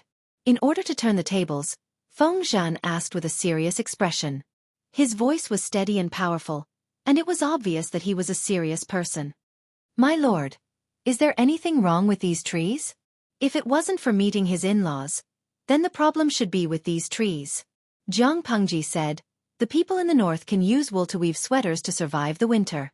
Those who are better off can burn coal. However, if large quantities of sweaters were to be shipped to the south, the cost of each piece of clothing would inevitably skyrocket, and many commoners would not be able to afford them. There were many fertile fields in the south, which were not suitable for breeding woolly sheep. However, the cotton produced by these trees could solve this problem. This cotton wool can be made into silk and woven into cloth. It can also be used as a filler to achieve the purpose of warmth. Tell me, isn't it very important? Zhang Pengji smiled as she placed the ball of cotton wool in Feng Zhan's hands. The cotton wool still carried the warmth of her palm. When it came to the livelihood of the people, Feng Zhan didn't dare to be mischievous. He gently pulled the cotton wool and even twirled it between his fingers. Is this really possible? In a split second, various thoughts flashed through his mind. Many nobles have brought this thing to play with. I wonder if it's easy to raise? If it's not easy to raise, even if it can be woven into clothes, commoners won't be able to afford it. Also, how much fertile land does this plant take up? If it takes up too much fertile land, it will definitely reduce the production of grain. How will the commoners survive then? If one plant is planted, how much cotton wool can be harvested in a year? How many clothes and bedding can be made into? If a year's hard work isn't enough to cover the cost, then it's better not to plant it at all. Feng Zhan considered everything. Apart from these questions, he still had a string of doubts. It was a good thing that cotton wool could be woven into clothes, but there were still many unresolved problems. Feng Zhan might be unreliable normally, but he was very charming when he was serious. Didn't he see that the audience in the live stream was cheering for him? When Wan Xiao heard Feng Zhan's question, her burning heart cooled a little. Yes, it seemed that she had been too optimistic just now. There were many things that she hadn't considered. At that moment, Zhang Pengji's voice reached her ears. Because of this, we have to send someone to Xiao home to take a look. I think we can find more useful information there. Although there was a live stream, the two worlds were completely different. Not only was the distribution of land and sea different, but even the animals and plants were different. According to the situation in the audience's previous world, it was impossible for a crop like cotton to appear. Of course, there were only a few differences. Most of them were similar. She could use the information provided by the audience as a reference, but it couldn't be used as a final conclusion. Seeing that his lord was rational, Feng Zhan didn't continue to pour cold water on her. Instead, he pinched the ball of cotton wool with great interest.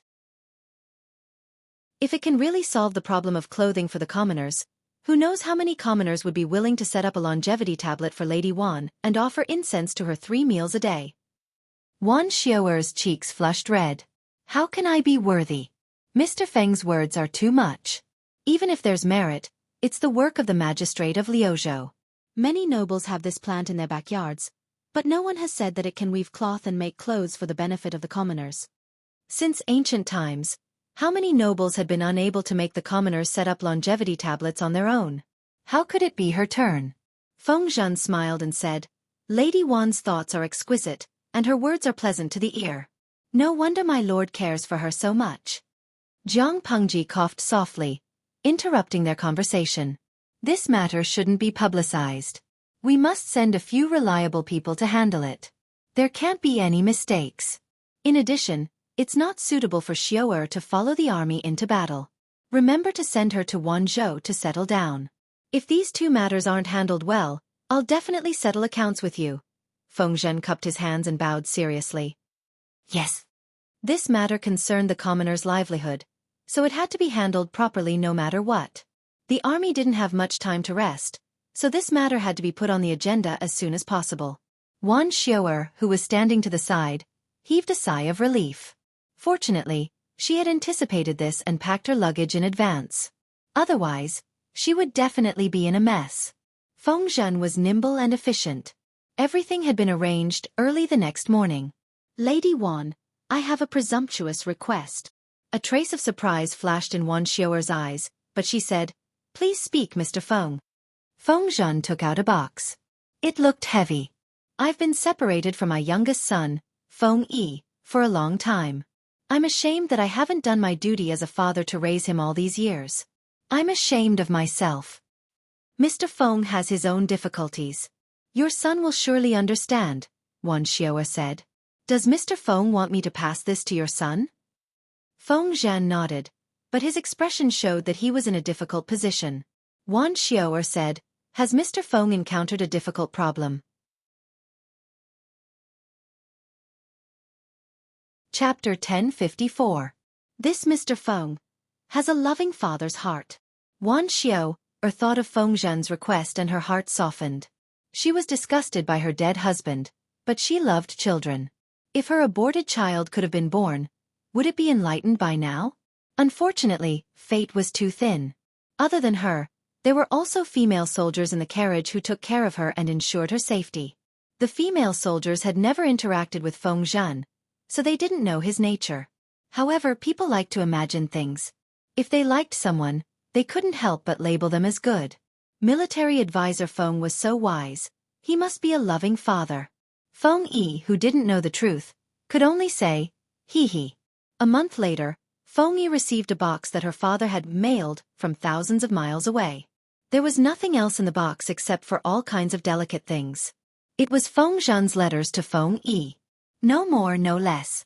There were 24 letters in total, and each letter had 4 to 5 pages. They felt very heavy to the touch. Feng Zhen didn't care about being a father and often joked with his son. Although the father and son were separated more often than not, their relationship was much better than that of other fathers and sons in feudal families. Thank you, madam. Feng Yi, who still looked young, thanked Wan Xueqi. He was gentle, polite, and well-mannered. As Wan Xueqi looked at the handsome young man in front of her, she had a better impression of him. Her son was so cute and polite. As a father, Feng Zhen was no different. Sigh. If it weren't for this world, Feng Yi would have stayed by Feng Zhen's side and become the father and son that others envied. Wan Xueqi saw that Feng Yi's face was weak and seemed to be born with a congenital defect. Her heart softened. Weak but full of spiritual energy, like a beautiful jade with a spirit of heaven and earth. Who wouldn't like it? Wan Xueqi smiled. What are you thanking me for? If not for Mr. Feng's arrangements, I might not have reached Wanzhou safely. Feng Yi saw that she looked tired. She must have been tired from the long journey. Thus he asked thoughtfully, Madam, have you found a place to stay since you came here? Wan Xueqi thought about it and shook her head. She hadn't found a place to stay. Feng Yi said, If you don't mind, you can stay here for a few days. His father was often not at home, so the inner courtyard was empty. It was not a problem for his wife to live there. It was already late, so it would not be appropriate to look for a guest house to stay for the night. Madam has helped my father greatly. As a son, how can I neglect my benefactor? This lad knows some people and can help Madam inquire about the nearby houses that can be rented.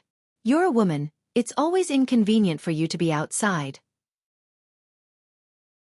Why don't you stay in my humble abode for the time being and wait for me to find a house to rent or a place to live for a long time before moving out? It will save me the trouble of going back and forth. Wan Xueqi blinked and looked at the young boy in front of her in surprise. His height wasn't even as high as his chest. His words were reasonable, and he did things in an orderly manner. He could already see his future demeanor. "Isn't this too troublesome?" Fengyi said. "Father isn't at home, and there are only a few servants and maids to take care of him. It won't be troublesome." Wan Xiao suddenly remembered Feng Zhen's request and sighed in her heart. What a pitiful child. "If that's the case, I'll have to trouble you." Feng Yi nodded. He asked for leave from the master of the Golden Scale Academy, skipped the riding and archery class in the afternoon, and brought Wan Xiao to his home.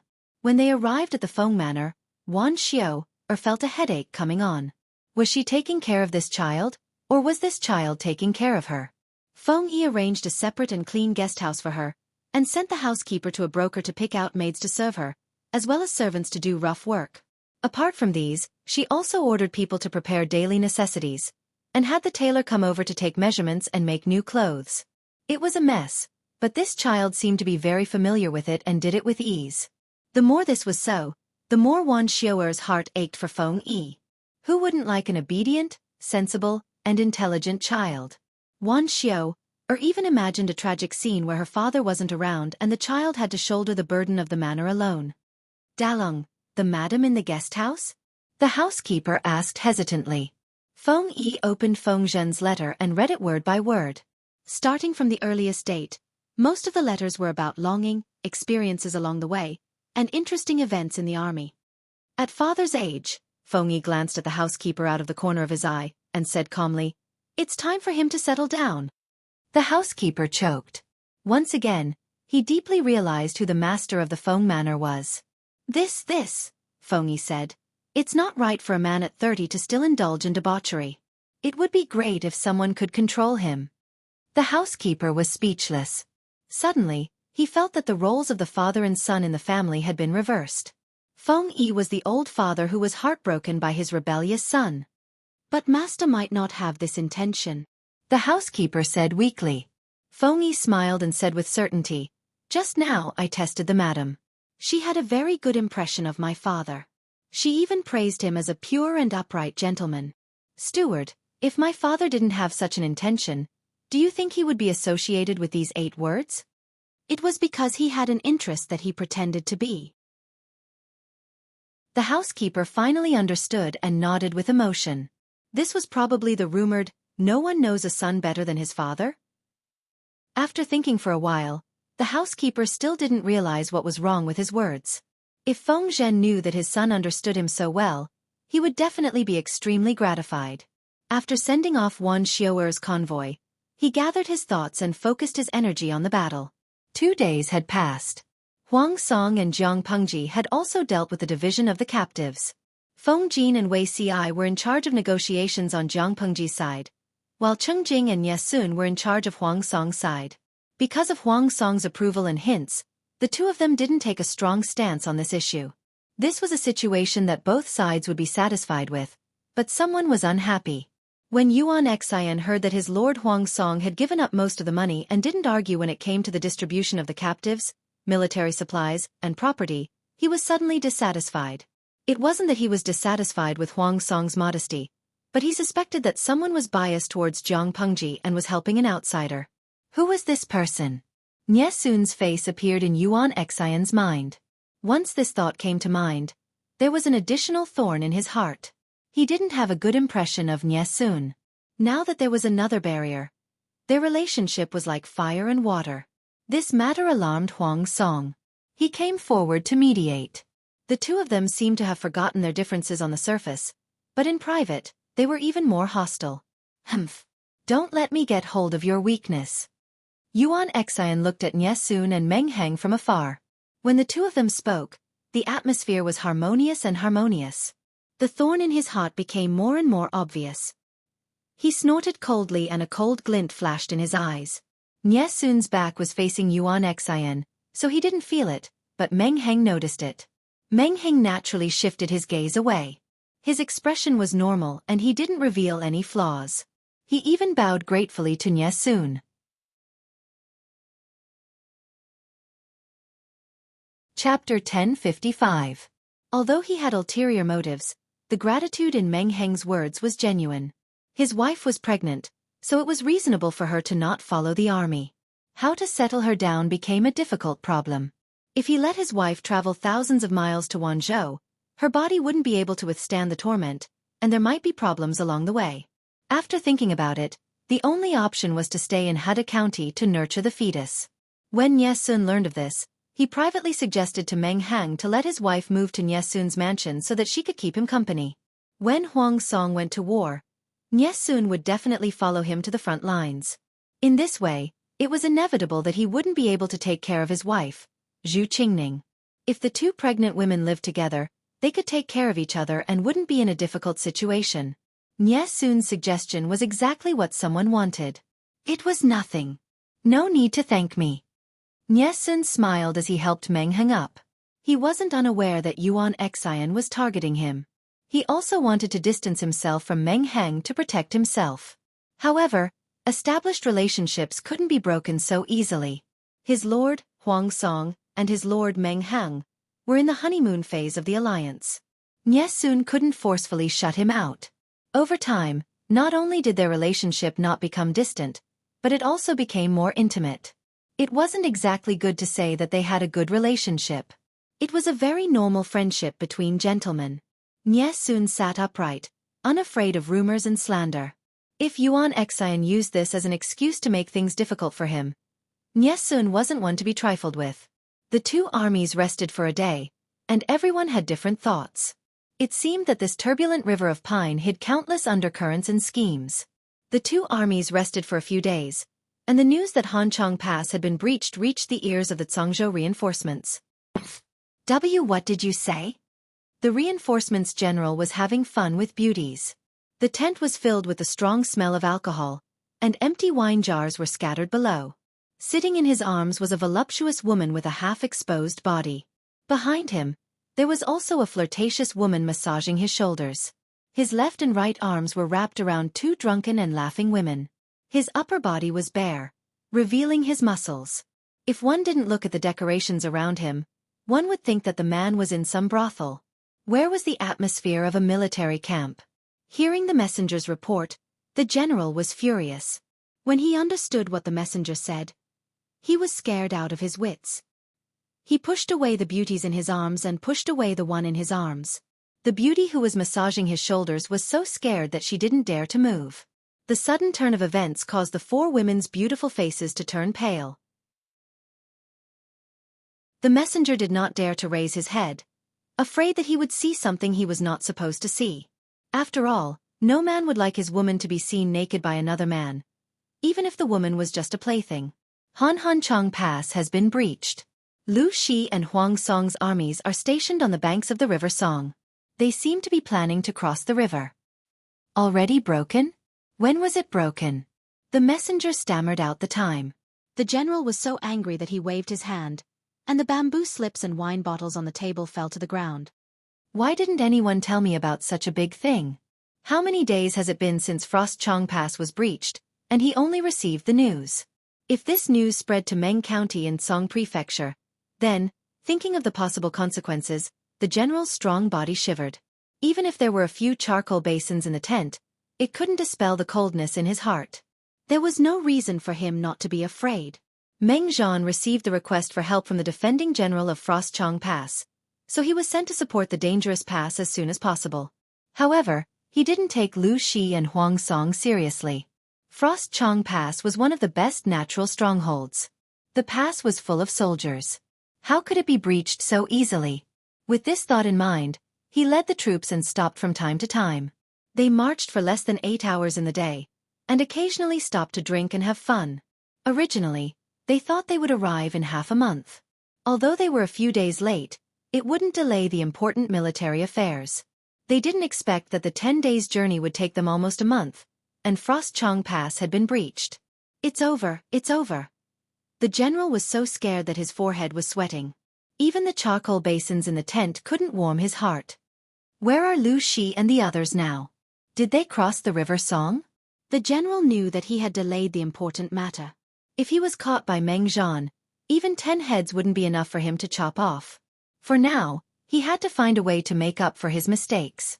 The messenger had a complicated expression on his face.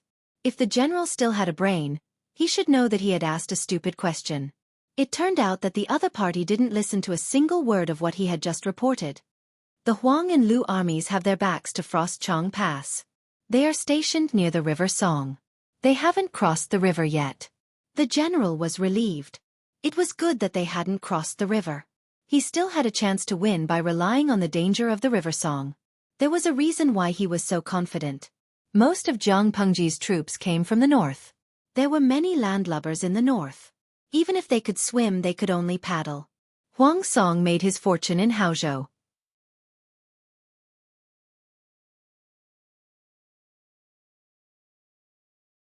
Chapter 1056. Jiang Pengji was irascible, and the audience in the streaming room was extremely disappointed. They thought they would see a luxurious battleship that was comparable to an aircraft carrier in a historical drama, but, Kuang Xiaomoshi, what can this wooden boat be used for? The host has tens of thousands of soldiers and horses here. It's impossible for them to disembark in one go with this kind of ship. They might need to do it in 4 or 5 waves. How long would it take to make a round trip? This kind of boat. Is it a joke? Zhao.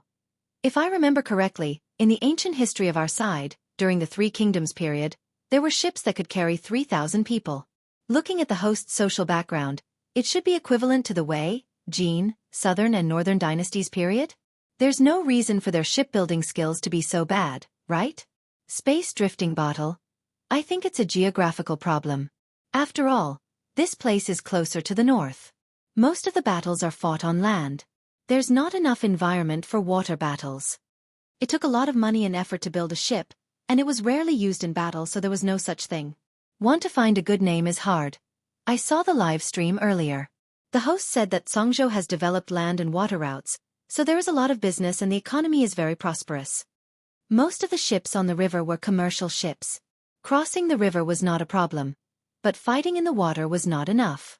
It had only been a few years since they entered the troubled times, and Songha had been occupied by the Meng family of Zhangzhou for a long time. There seemed to be no wars, so how could they prepare so many military ships? The audience expressed their opinions. The boats were fine for crossing the river, but it was too difficult for them to fight in the water. Many of the audience members were thinking even further. They had yet to conquer Zhangzhou, but they were already thinking about the complicated waters of the south. Baby Bao Bao, why don't you cross the river at the narrowest point? Jiang Pengji furrowed her brows in deep thought. Feng Zhen pointed at the topographic map on the table. The gorge river in the middle and lower reaches of the Song River. The river here is wide and the water is gentle. Why don't we take a detour to cross the river here and attack Zhangzhou in a roundabout way? There are many crossings here. There should be enough boats for our army to cross the river. At this point, Feng Zhen furrowed his brows. His eyes flashed and he said meaningfully, furthermore, Gorge River is adjacent to Haozhou and Chenzhou. The terrain is excellent. If my lord chooses this place, in the future, they could attack Zhangzhou in advance and plot against Chenzhou in retreat. As for why Feng Zhen didn't choose to cross the Pine River at its narrowest point. The Song River was rapid, and the narrower the place, the stronger the current. Who knew how many submerged reefs were hidden at the bottom of the river?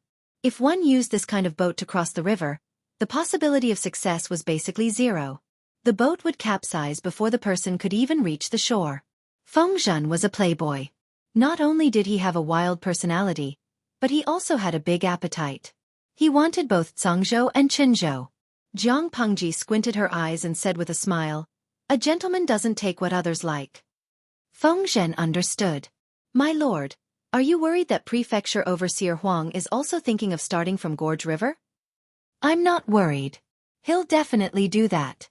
Jiang Pengji smiled and said, "Bogeo also has his own thoughts." After a while, she smiled and said, "Bogeo has helped us block the Meng family of Zhangzhou for nearly a year.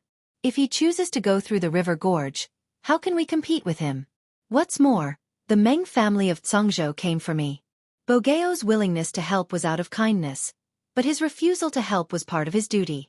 Instead of damaging the alliance between the two sides, it's better to take the initiative. We'll go around the upper reaches of the Pine River. This way we'll have less pressure. Feng Zhen did not speak, but the others in the tent understood Jiang Pengji's intentions. She seemed to be retreating, but in fact, she was advancing by retreating. Huang Song wanted Chenzhou, so she gave it to him. However, Songzhou was under the control of the Meng family, so Huang Song should not even think about touching it. Meng Heng said casually, "If we go around the upper reaches of the Pine River, the pressure on our army to transport food will be reduced." Jiang Pengji's forces were concentrated in the north, so they basically relied on land to transport food. If they went by the river gorge, they would have to go south along the Pine River, which would cause the logistics to take too long to transport food. It was highly likely that they would be intercepted by the enemy.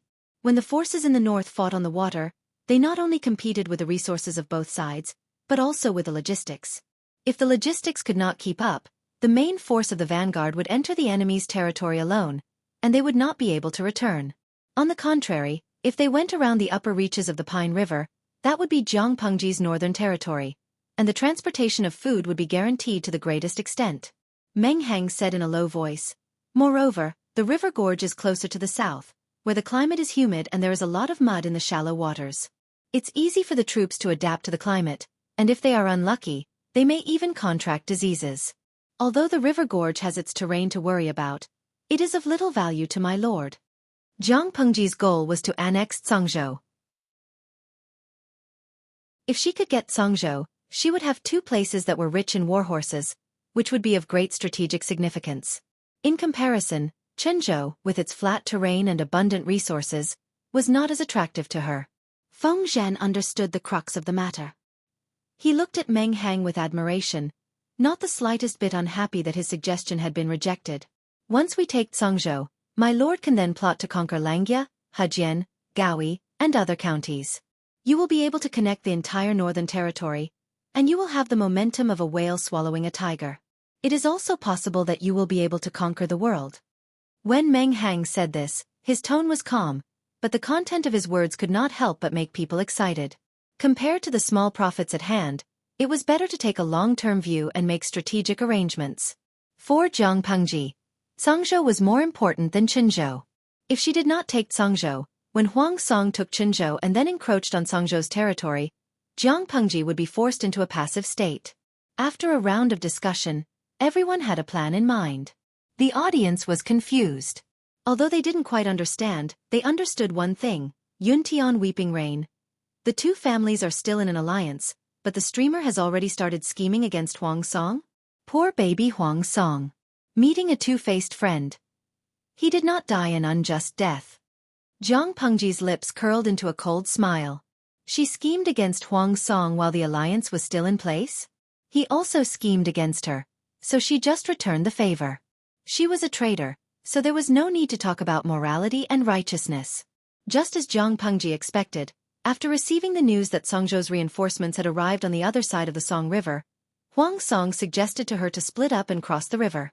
Jiang Pengji took the initiative to suggest leading the troops north along the Song River, while Huang Song wanted to lead the troops south along the Song River and attacked Songzhou from the north and south. Regarding this arrangement, both armies had no objections. In order not to arouse the enemy's suspicions, the two armies withdrew overnight. As for Hanchang Pass, Huang Song left some troops there and rearranged the arrangement, in case the Meng family of Songzhou besieged Wei to rescue Zhao. Before the army withdrew their camp, Huang Song expressed his feelings and said to Feng Ju, "Don't you want to go and take a look? It's good to say a few words. If we miss this opportunity, we may not have another chance in the future."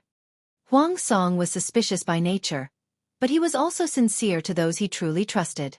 Feng Ju had been working for him for many years and had meticulously schemed for him. How could he be indifferent? Feng Ju's eyes darkened, and his tone was distant. "There's no need. Second brother is not an indecisive woman. How can you not distinguish between public and private matters?"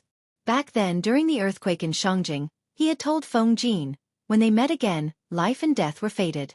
There was no need to show mercy. Although the Meng family of Songzhou was annoying, the existence of this force balanced the relationship between Huang Song and Jiang Pengji. After all, the enemy of my enemy is my friend. Once there was no common enemy.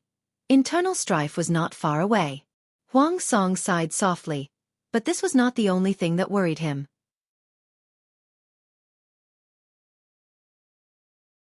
Chapter 1057. Huang Song was not in a good mood for the past 2 days. Humans were not plants. How could they be emotionless? He did not have Jiang Pengji's rich experience and strong beliefs. He also did not have Feng Ju and Feng Jin's calm and ruthless rationality. He knew that they were different paths, but when he thought of his youth, he always felt a sense of melancholy. If the world was peaceful, how many lives would be spared? However, he was Huang Song, a warlord who had come from humble beginnings to where he was today. Even if his heart was a little soft, he would not be soft-hearted when it was time to be cold and hard. At most, he would complain a little when he was emotional. What if I lose? Huang Song looked calm, but when facing Jiang Pengji, he had always been in a weak and passive position.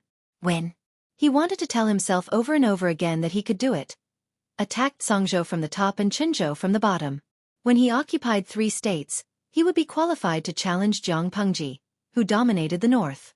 However, would things really go so smoothly? Huang Song was confused for a moment.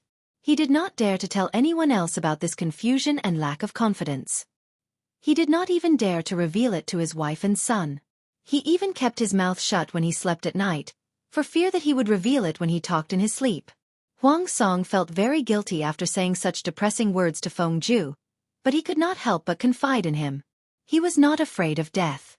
He was afraid that he could not bear such heavy expectations. Feng Ju stared at him unblinkingly with his deep, pitch-black eyes. Just when Huang Song thought that the other party would be disappointed, Feng Ju smiled and said, "If we lose, Ju will accompany you to battle the Azura Hell again. There will not be another Lu Lanting there." Huang Song was stunned when he heard this. He felt as if he had been struck by lightning. His whole body was filled with emotions, and his limbs and bones felt numb. Feng Ju said, "My lord, do you feel a lot of pressure recently?" Huang Song nodded. He had not felt anything before, but he inadvertently turned his head and watched Jiang Pengji's army disappear into the night. He suddenly had a myriad of thoughts. He had thought too much without paying attention. He had imposed a heavy psychological shackle on himself. It was as if after this farewell, the friendship of their youth could never return. Bogeo, you have to know that you did your best. This is not only a sign of respect for yourself, but also for her. If Lu Lanting is the final victor, she will have won it with her own hands. Her opponent was not soft-hearted and indulged her. Feng Ju called Huang Song by his courtesy name. Ever since the two of them became ruler and subject, this kind of intimate address became less and less frequent. Huang Song was just feeling it on the spur of the moment. After hearing Feng Ju's words, his slightly heated mind also calmed down. As the cold wind blew, the rising sun slowly rose from the horizon. The increasingly dazzling morning light dispersed the hesitation and haze in Huang Song's heart. In front of Feng Ju, Huang Song was still a little emotional. Once he entered the Lord's state, he became a person who did not show his emotions. It was difficult for others to pry into his true emotions from his face. Just as he was adjusting his mood, his uncle Yuan Xin said that he had something important to report. "What is it?" Huang Song thought that something strange had happened ahead, and his eyebrows furrowed slightly. Yuan Xan cupped his fists and bowed. He looked around to make sure that there was no suspicious person nearby before he whispered what had happened. "Yesterday, I found out that Nye Chengyun and Lu Shi's subordinate, Meng Hang, are very close. They have a close relationship." Huang Song's eyebrows twitched. His slightly soothing mood was once again disturbed by this uncle. How many times had he snitched on him? The two of them are dragons and phoenixes among men. What's so strange about them being close friends? Huang Song was also puzzled. This uncle of his was good at fighting and was very brave. He was good in every way, but he just couldn't get along with Nye Sun. He had personally come forward to mediate the conflict between the two, but he did not expect Yuan Xin to snitch on him. He was friends with Lord Meng Hang. Cheng Jing and Feng Zhan were even pen pals who had met each other. Feng Ju and Feng Jin were brothers born from the same womb. What was wrong with Nye Sun and Meng Hang talking for a while? Huang Song had a good temper with his clansmen, but that was not always the case. If his bottom line was crossed, he would also get angry. However, Yuan Xian said, "Lord, I suspect that Nye Sun and Meng Hang's relationship is not as simple as just acquaintances." Huang Song secretly took a deep breath and asked, "Why do you say that?" Yuan Xian puffed out his chest and said confidently, I found out that Nye Chengyun once addressed Meng Hang as big brother to his wife Yeyu. Huang Song was speechless. His first reaction was not big brother or whatever, but anger. Yuan Xian had actually planted someone in Nye Sun's residence? Huang Song was so angry that he laughed. With a fake smile he asked, "And then? What's wrong with calling him big brother?" This time, it was Yuan Xian's turn to hesitate. He did not know if he should say it. After some thought, it was better to say it. The two of them are most likely sworn brothers. Huang Song was so shocked by this conclusion that he almost fell off his horse. Sworn brothers? What sworn brothers? It used to refer to sworn brothers, but now it was another form of address for a man and a man. Yuan Xian actually suspected that Nye Sun and Meng Hang had such a relationship. Huang Song was shocked by Yuan Xian's black hole of imagination. His expression did not change, but his heart obviously could not wrap itself around it. Yuan Xian, however, had his own inference. If Nye Sun and Meng Hang had no relationship at all, why did the former call the latter big brother? The two of them were not brothers. One was from the Nye family of Zhongzhou, and the other was from the Meng family of Dongqing. They were completely unrelated. Nowadays, the world liked men. Not only did high officials and nobles like it, it was also a custom in many places. Regardless of whether they were rich or poor, they were all related. The older ones were sworn brothers, and the younger ones were sworn brothers. When the sworn brother married into the younger brother's family, the younger brother's parents doted on him like a son-in-law. In the future, the younger brother's living expenses and marriage expenses would all be taken care of by the sworn brother. The lovers would get married after the age of 30 and still sleep together like a married couple. Look, many people were used to this and even treated the sworn brother as a son-in-law. When the sworn brother married a wife, they would even give him a certain amount of expenses. However, Nye Sun and Meng Hang were both married. Their wives were pregnant, but they actually had such a despicable relationship. Huang Song struggled to climb out of this dark hole in his brain. "Uncle, you are not a married woman in the backyard. Why are you so talkative?" Huang Song's words were already impolite. Yuan Xin's face turned red and he felt really awkward. Chang Yun is Song's confidant and a noble gentleman. How would he be interested in men? Apart from that, you should restrain yourself and quickly wipe out your spies in Chang Yun's backyard. Chang Yun didn't stay in the backyard, but he will eventually find out. Huang Song's scolding made Yuan Xian so embarrassed that he wanted to die. He had lost 40 years of face. He wouldn't hate Huang Song, but he would blame it on Nye Sun. Before he left, Yuan Xian added in a stern voice, "My lord, I am loyal to you. Why would I hurt you?" Nye Chengyun is indeed suspicious. Yuan Xian was rarely so attentive. He pulled out Feng Ju. Mr. Feng and Feng Ju are biological brothers. The two of them know how to avoid each other and only see each other twice in the past few days. If Nye Chengyun really didn't have any tricks up his sleeves, why didn't he avoid Meng Hang? He even called him big brother when the couple whispered at night. At that moment, Huang Song really believed Yuan Xian, but his rationality made him choose to trust Nye Sun.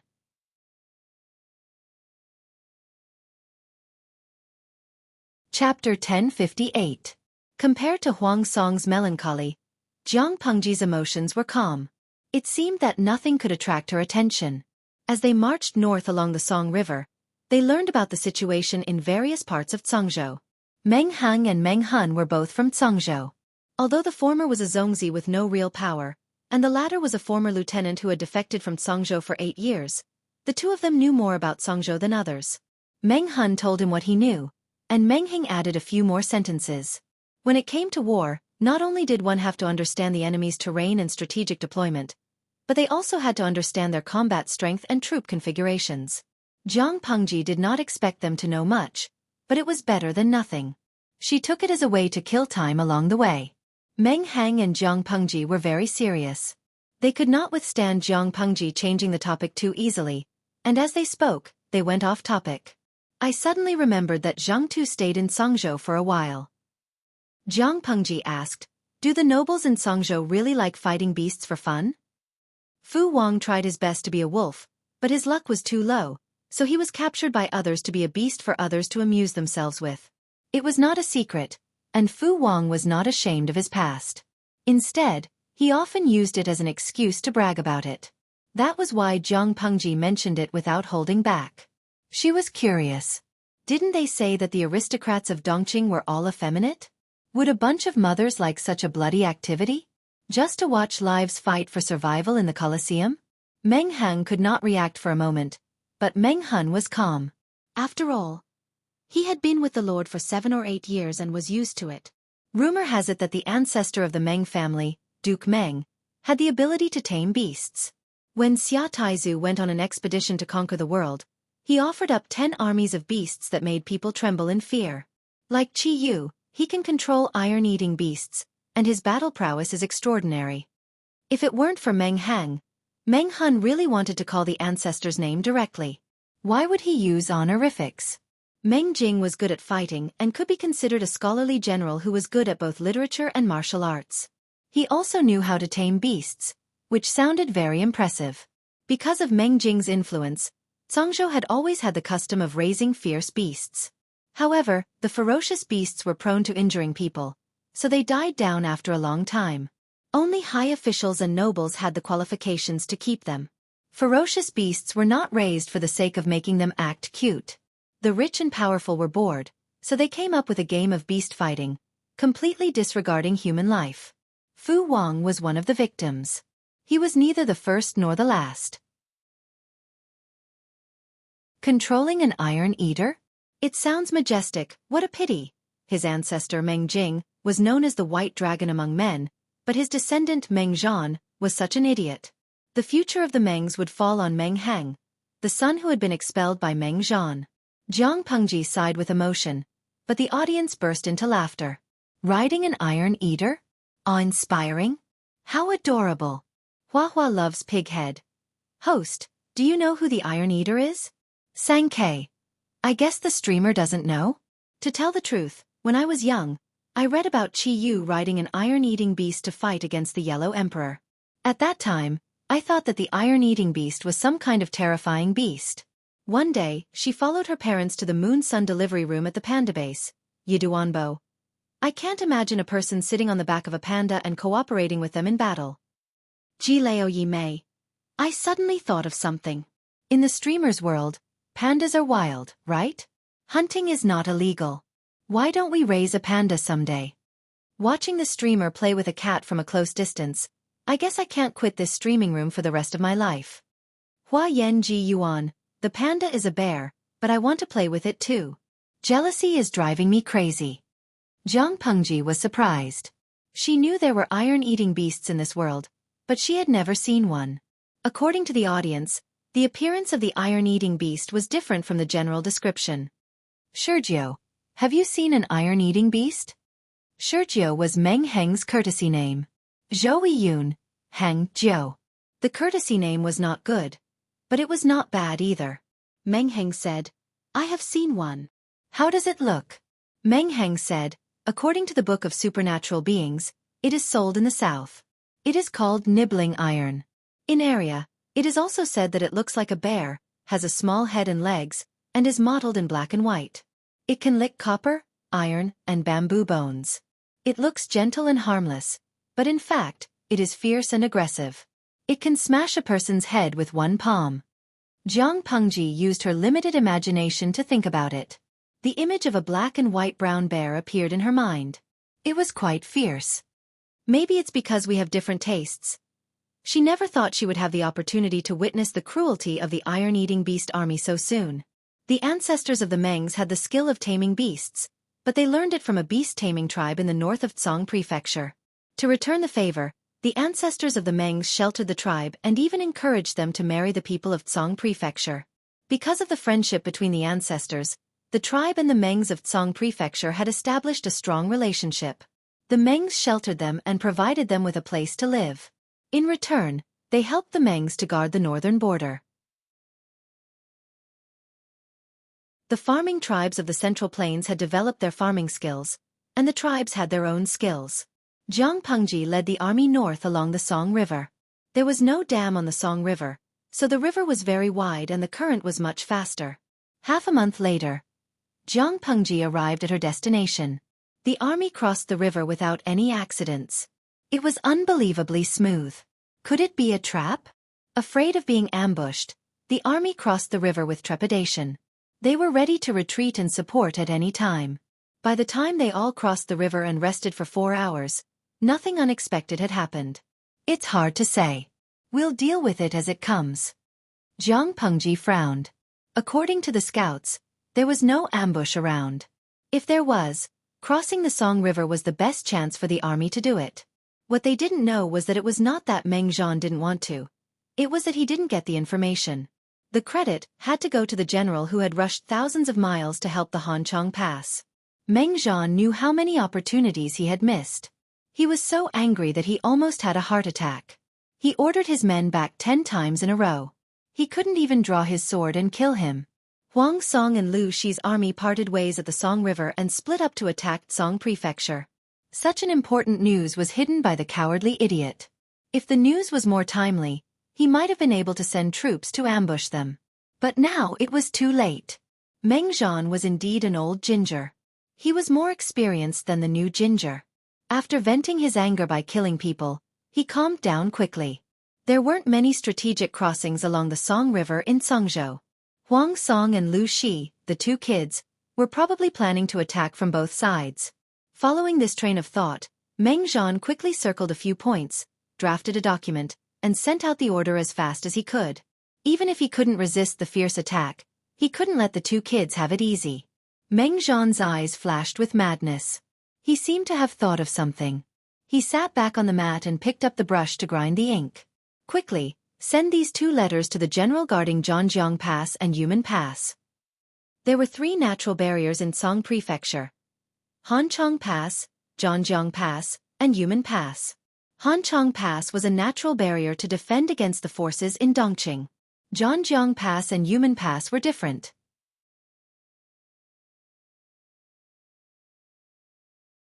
Chapter 1059.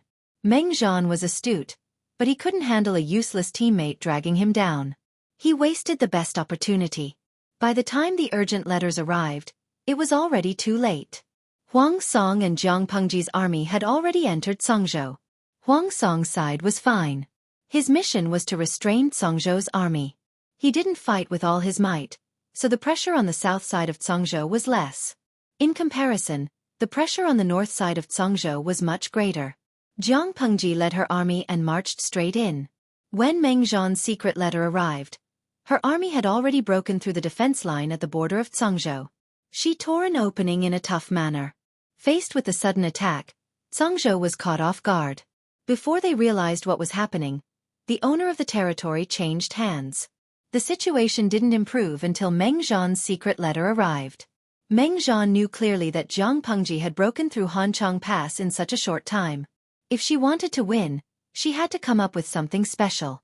He wrote a letter, along with his patriarch's keepsake, and prepared to ask the Gaoyue clan to take action.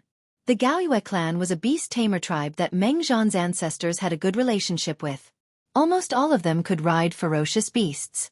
Because of the friendship between their ancestors, the Mengs had taken care of the Gaoyue clan for generations. The Gaoyue clan had received countless benefits from the Mengs. Meng Zhan asked them to send troops to stop Jiang Pengji's army, so they had no reason to refuse. However, the Gaoyue clan had been raised too well by the Mengs. They had a huge appetite and were insatiable. They could agree to Meng Zhan's request, but when it came to military expenses, they asked for 1,000,000 strings of coins and 10,000 cows and sheep. Meng Zhan sneered and agreed. At first, the Gaoyue clan and the Mengs had a simple friendship. The Mengs only needed to prepare a place for them to live. As time went by, more and more forces coveted Songzhou. After all, Songzhou was rich in war horses.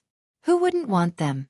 If the Mengs wanted to protect Songzhou, they had to have a trump card. The Gaoyue clan was the best choice. Since then, the Gaoyue clan had become leeches attached to the Mengs. The Mengs couldn't do anything to them. Now they wanted to play the same trick again. Sure, but we can't give them what they want right now. We can only give them 100,000 strings of coins and 1,000 cows and sheep as a deposit. When Lu Bugger retreats with his troops, we'll fill the remaining gap in one go. Meng Zhan didn't show his anger or happiness on his face. It was as if Lu Bugger's conditions were nothing. In fact, Meng Zhan only intended to give a down payment to trick the Gao Yu clan into working for him. As for the rest, that would depend on whether the Gao Yu tribe was still alive to take it or not. The patriarch of the Gao Yue race did not suspect anything. Seeing that there was a 10% deposit, he felt relieved. TSK, the Meng family's son is getting stingier and stingier. Every year, he sends us off with 100,000 strings of coins. Is he sending us off as beggars? The Haiyue patriarch smiled smugly. After he returned to his clan's land, he whispered to his confidant, "Now that we're in trouble, we still have to obediently hand over a large sum of money to avert the disaster. What were you doing earlier? If Meng Zhan wasn't so stingy, he wouldn't have to pay for it." Since he had been paid, he had to eliminate disasters for others. The Gao Yu clan took Meng Zhan's military deposit and sent 5,000 strong men and beasts to the front line. Although the Gao Yu clan only sent 5,000 strong men, they could easily kill 20 to 30,000 enemies in a war. The Gao Yu clan lived a closed life. They knew Jiang Pengji's name, but they didn't think much of her. She's just a woman. Meng Zhan can't even win against a woman. What a coward. If we capture Lu Shi alive, we'll have to talk to Meng Zhan. We can't just give him 150,000 strings of coins every year. We have to give him 500,000 strings of coins. Although the Gao Yu clan was rich, no one would complain about having too little money. The Mengs used to treat them well. They gave them 300,000 strings of coins and 200,000 strings of coins every year. Ever since the stingy Meng Zhan became the head of the family, the amount of money he gave them decreased year by year. Songzhou's waterways were well developed. Merchants traveling from south to north would stop there. The business was developing well. The Mengs occupied Songzhou and earned a lot of money. 500,000 strings of coins every year wasn't even enough to fill the gaps between their teeth. Now that someone was knocking on their door, they only thought of the Gao Yu clan? If the Mengs didn't take the opportunity to extort money from them, they wouldn't know who their ancestors relied on. Jiang Pengji had no idea about it. The scouts she sent out had yet to send back any news. "My lord, Luofeng Dock is just past this pass." Jiang Pengji glanced at the live stream's perspective and roughly scanned the layout of Luofeng Dock. Luofeng Dock? What's so special about this place? Meng Hun explained, Luofeng Dock is located in Chenyan County, north of Zhangzhou. Luofeng Dock is densely forested and has low mountains and gentle slopes. Wild beasts often appear there. Most importantly, most of the people in Chenyan County are related to the Gao Yu clan. Luofeng Dock is their territory. If they wanted to attack Cong Prefecture and Meng County, they couldn't avoid Chenyan County or the Gao Yu clan. Jiang Pengji said nonchalantly, "So what if it's their territory? If they know what's good for them, surrender. If they don't, then fight." Meng Hun choked. Fighting at the slightest disagreement was indeed the Lord's style. Meng Hun couldn't persuade her, but Wei Ci couldn't just sit back and watch. He said, "The army led by my lord is a benevolent and righteous army. Naturally, we have to be polite before resorting to force. If the Gao Yu clan is willing to forsake darkness and seek light, that would be the best. If they aren't willing, it won't be too late to send troops then. If word got out that he had beaten someone up the moment he arrived, it would not be good for his reputation." Jiang Pengji curled her lips. She was here to ambush Cong Prefecture, but she had to greet them before fighting. As expected, she still couldn't understand the art of war in ancient times. As they spoke, the sound of hooves could be heard from afar. Our scouts brought back a burly man dressed in strange clothes. The temperature had warmed up slightly, but ordinary people were still wrapped up tightly. The burly man in front of them was different. He only wore an animal skin vest and a tiger skin floral skirt. His hair was tied up with a circle of brightly colored feathers, and his exposed skin was full of tattoos of ferocious beasts. His eyes were like an eagle's, his wide and long nose was slightly sunken, and his thick brown lips occupied half of his chin. His eyes swept around, then he cupped his fists and bowed. In a fierce voice he said, "I'm the envoy of the Gao Yu clan. I'd like to see your lord." The burly man's elegant language wasn't very good. His accent wasn't correct, and it was rather hard to pronounce. "The envoy of the Gao Yu clan? Jiang Pengji raised her brows. Why are you here? After she finished speaking, she secretly glanced at Meng Hun. Meng Hun agreed to be polite before resorting to force. Did he already know that the army's whereabouts had been leaked? The burly man looked at Jiang Pengji with dissatisfaction. Is this how you treat your guests? The burly man said. You're receiving such treatment when you're on the orders of the clan leader.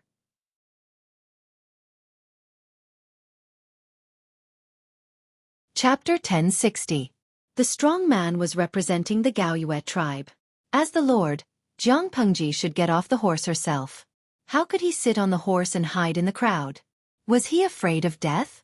Jiang Pengji could hear the unfriendliness in his words. She frowned impatiently. She didn't have the habit of not killing envoys in a war. She would kill whoever provoked her. Jiang Pengji went straight to the point. What message did the person behind you ask you to deliver? Just say it. I don't like guessing. The strong man's expression changed. He couldn't stand Jiang Pengji's neglect, but he didn't forget about business. My lord asked me to deliver a message. In order to stop you, the Mengs will pay 2 million strings of coins and 20,000 cows and sheep. However, we, the Gaoyue tribe, do not like disputes. If the Lu Prefecture magistrate can pay a higher price than the Meng family, then the Lu Prefecture magistrate will be able to come and go as he pleases in Thousand Rock County without expending a single soldier. The Gaoyue tribe will keep its word. The Mengs had only agreed to pay 1 million strings of coins and 10,000 cows and sheep. He doubled the amount. The viewers in the streaming room had been guessing his identity since he appeared. They were speechless after they heard the story. Jianshu Liang Xue, the legendary Gaoyue tribe that can tame beasts? It felt like their attire was no different from the brothers of the African tribes. But what did he mean by that? The Gaoyue tribe took the Meng's payment and then sold them out? Tangerine jelly. What a cunning move. Dugufingya. Awesome. I suddenly feel sorry for Meng Zhan. Does he know how loyal his dog is? Shanshan Xue. It's not bad if we can buy a victory with money, but the price is a bit high. People die in wars. If we can conquer Chenyan County with money, we can use it to pave the way. Of course, only a few people thought that way. Most viewers didn't like the Gaoyue tribe's double-dealing. Even if they were mercenaries, they had integrity. What about the Gaoyue tribe? The strong man saw that Jiang Pengji didn't say anything, so he thought she was moved. He didn't expect Jiang Pengji to ride forward expressionlessly. White's beautiful face grew larger in front of him. 2 million strings of coins and 20,000 cows and sheep can make the Gaoyue tribe retreat and stay out of the conflict between me and the Mengs? Dabai snorted in agreement and walked 2 steps around the brawny man, as if he was observing him. Jiang Pengji was so close to the strong man, and everyone's hearts were in their throats. The burly man said, Exactly. Jiang Pengji raised her eyebrows and sneered. I heard that the Gaoyue tribe is good at taming beasts. Have you heard of this saying? The man's attention was attracted by Jiang Pengji, and he did not pay attention to White. What is it? At this time, Dabai had already circled behind him, found a good angle, selected a good target, and raised his hooves high into the air. A man who is never content is like a snake trying to swallow an elephant. The brawny man didn't even have time to scream before Dabai's 2 front hooves stomped on his body a few times. Dabai's steps were very graceful, but his footsteps were extremely painful. Although it was not a heavy horse like the heavy cavalry, its weight and the scales on its body were quite impressive. With every step, everyone could hear the sound of bones being crushed. Soon, the muscular emissary's lower body was covered in blood, and he stopped breathing in the blink of an eye. Drag it away and burn it. This person smeared some unknown powder on his body, which triggered White's ferocious nature. Sigh, it's a pity that he died. Wei Si and the others were speechless. Who would believe such a lame reason? White's ferocious nature. Haha, it's fine if my lord is unwilling, but why did you let White trample him to death? Their lord had killed someone. What else could they do? At most, they would teach her a lesson after the incident and help her destroy the evidence. Anyway, they were in the wilderness. They could just refuse to admit that the Gaoyue tribe had sent an emissary. As for how the emissary died, they wouldn't know even if they asked. I'm just angry that the Gaoyue tribe treats me like a fool, but they don't know that they're the biggest fool, Jiang Pengji said calmly. They wanted to trick me into handing over 2 million strings of silver and 20,000 cows and sheep. They wanted to extort a sum of money and then break the contract. Even if they didn't break the contract, they would only give up Qianyan County. They didn't guarantee that they wouldn't take the opportunity to cut off our supply after we passed Qianyan County. We're deep in the hinterland of Tsong Prefecture, and our supply line has been cut off. Aren't we going to die? How dare they use such a dishonorable method in front of me? Who gave them the courage to show off in front of me? Although the people of ancient times valued credibility depended on who they were dealing with. The Gaoyue people obviously wanted to cheat Jiang Pengji out of her money and lower her guard. Then they would beat her up. How greedy! How dare they show off such petty tricks in front of her? When Jiang Pengji was still a genetic warrior, she often received missions as a spy. She had seen all kinds of tricks, not to mention this kind of child's play. She frowned and said, "Remember to dispose of the corpses. We don't want to have a bad reputation."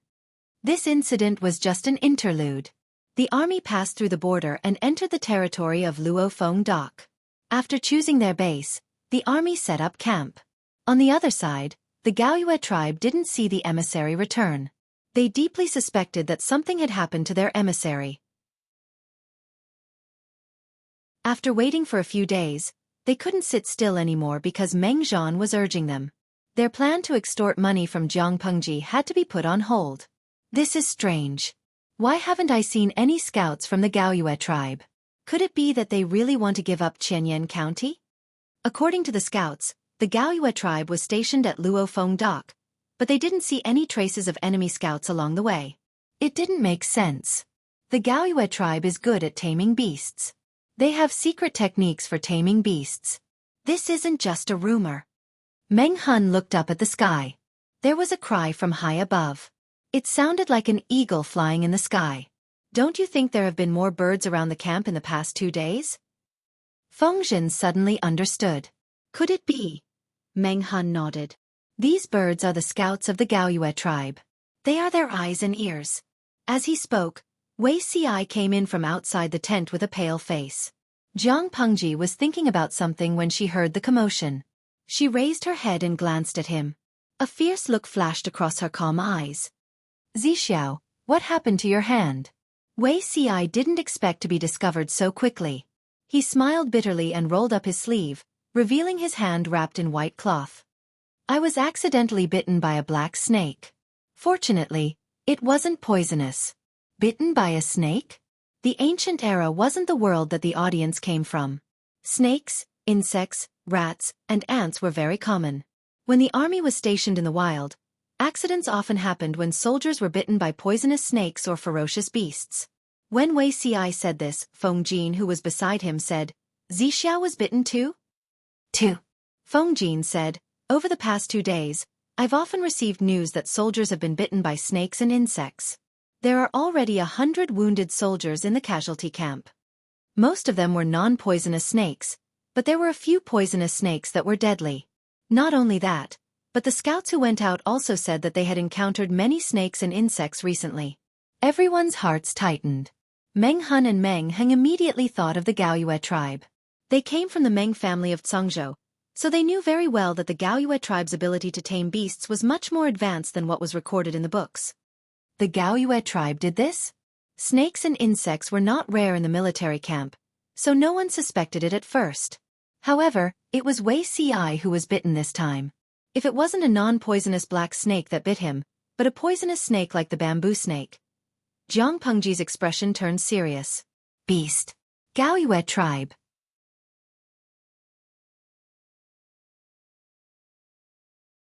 Chapter 1061. My lord, the Gaoyue clan is treacherous. You must be extra careful. Meng Heng frowned, his face full of worry.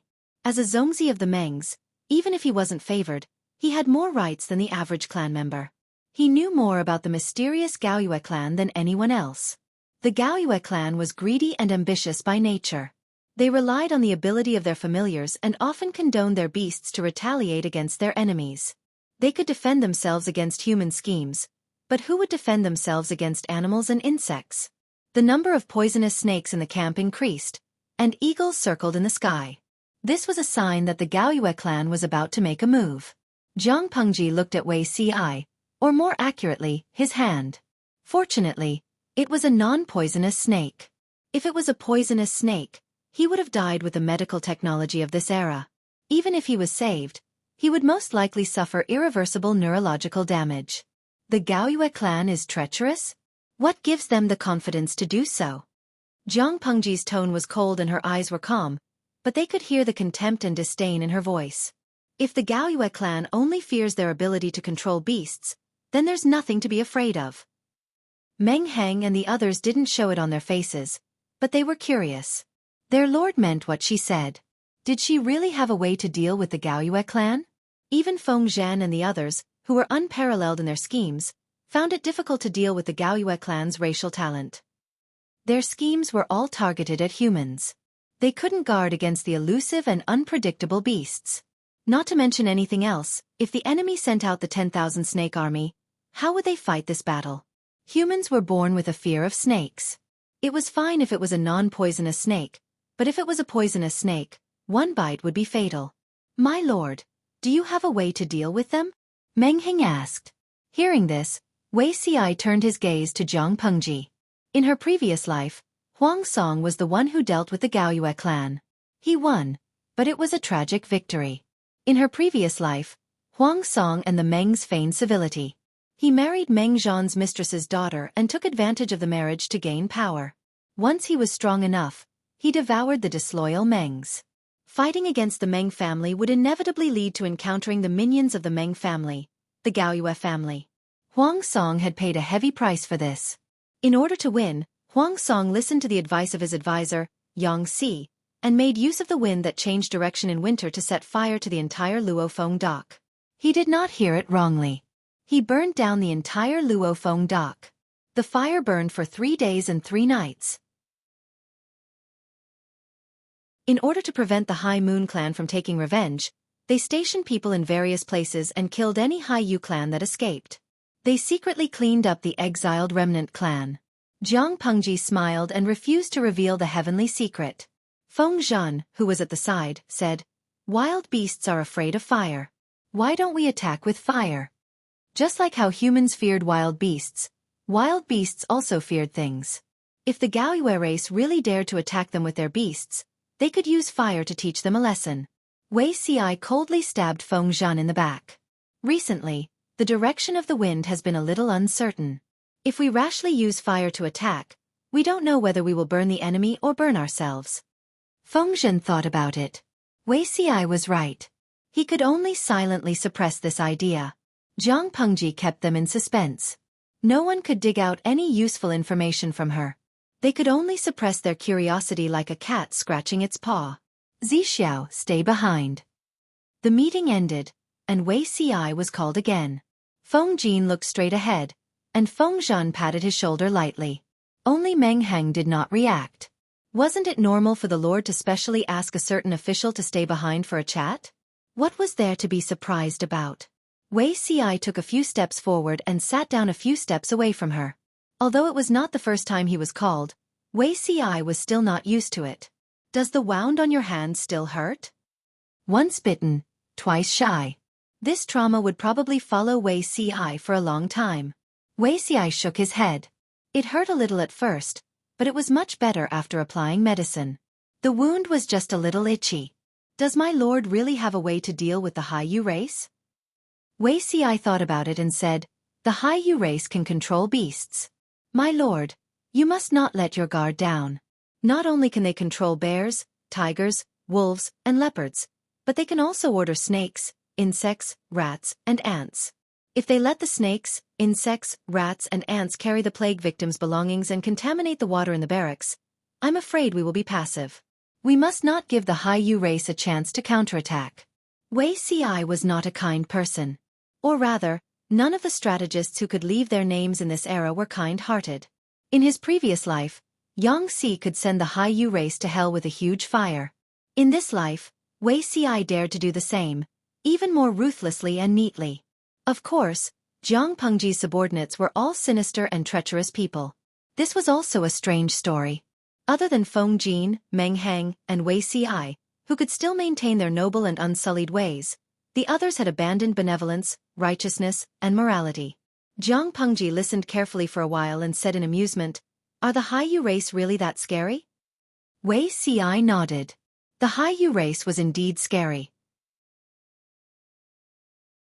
According to what Wei Ci knew, in his previous life, Huang Song had suffered a great loss at the hands of the Haiyu race. The source of the plague in the barracks was the Haiyu race. Jiang Pengji lowered her eyes and sneered.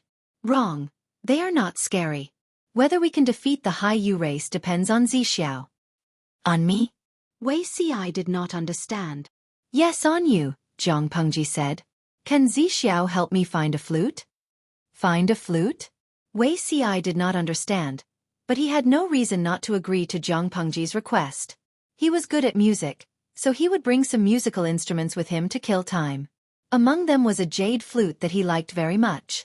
"I don't know that my lord is also good at music." Wei Ci really did not know that Jiang Pengji knew how to play the flute. In his previous life, Her Majesty had rarely touched a musical instrument. "There are still many things that you don't know." Jiang Pengji tested the timbre. Looking at her jerky movements, it did not seem like she knew how to play the flute. While they were chatting and laughing, Jiang Pengji seemed to sense something. Her gaze fell on the curtain of the tent. As if to confirm her perception, anxious footsteps could be heard from outside the tent. The messenger panted and said, "My lord, a large number of snakes suddenly appeared outside the tent." The messenger only said a few words, but the soldiers in the barracks were experiencing a crisis that overturned their outlook on life. The barracks were like an endless mountain range. Unknowingly, the patrolling soldiers noticed that there were more and more snakes. Just as one was killed, another one appeared out of nowhere. The colorful snakes flicked their tongues and opened their cold, gloomy eyes. There were many types of snakes. With just one glance, the densely packed group of snakes made the hairs on everyone's body stand on end. Red, orange, yellow, green, cyan, blue, purple. Some of them were densely packed together and crawled toward the barracks. Some of them slithered up the prism and made terrifying hissing sounds. Apart from a few non-venomous snakes, most of them had triangular heads and poison glands bulging behind their eyes. Where did so many venomous snakes come from?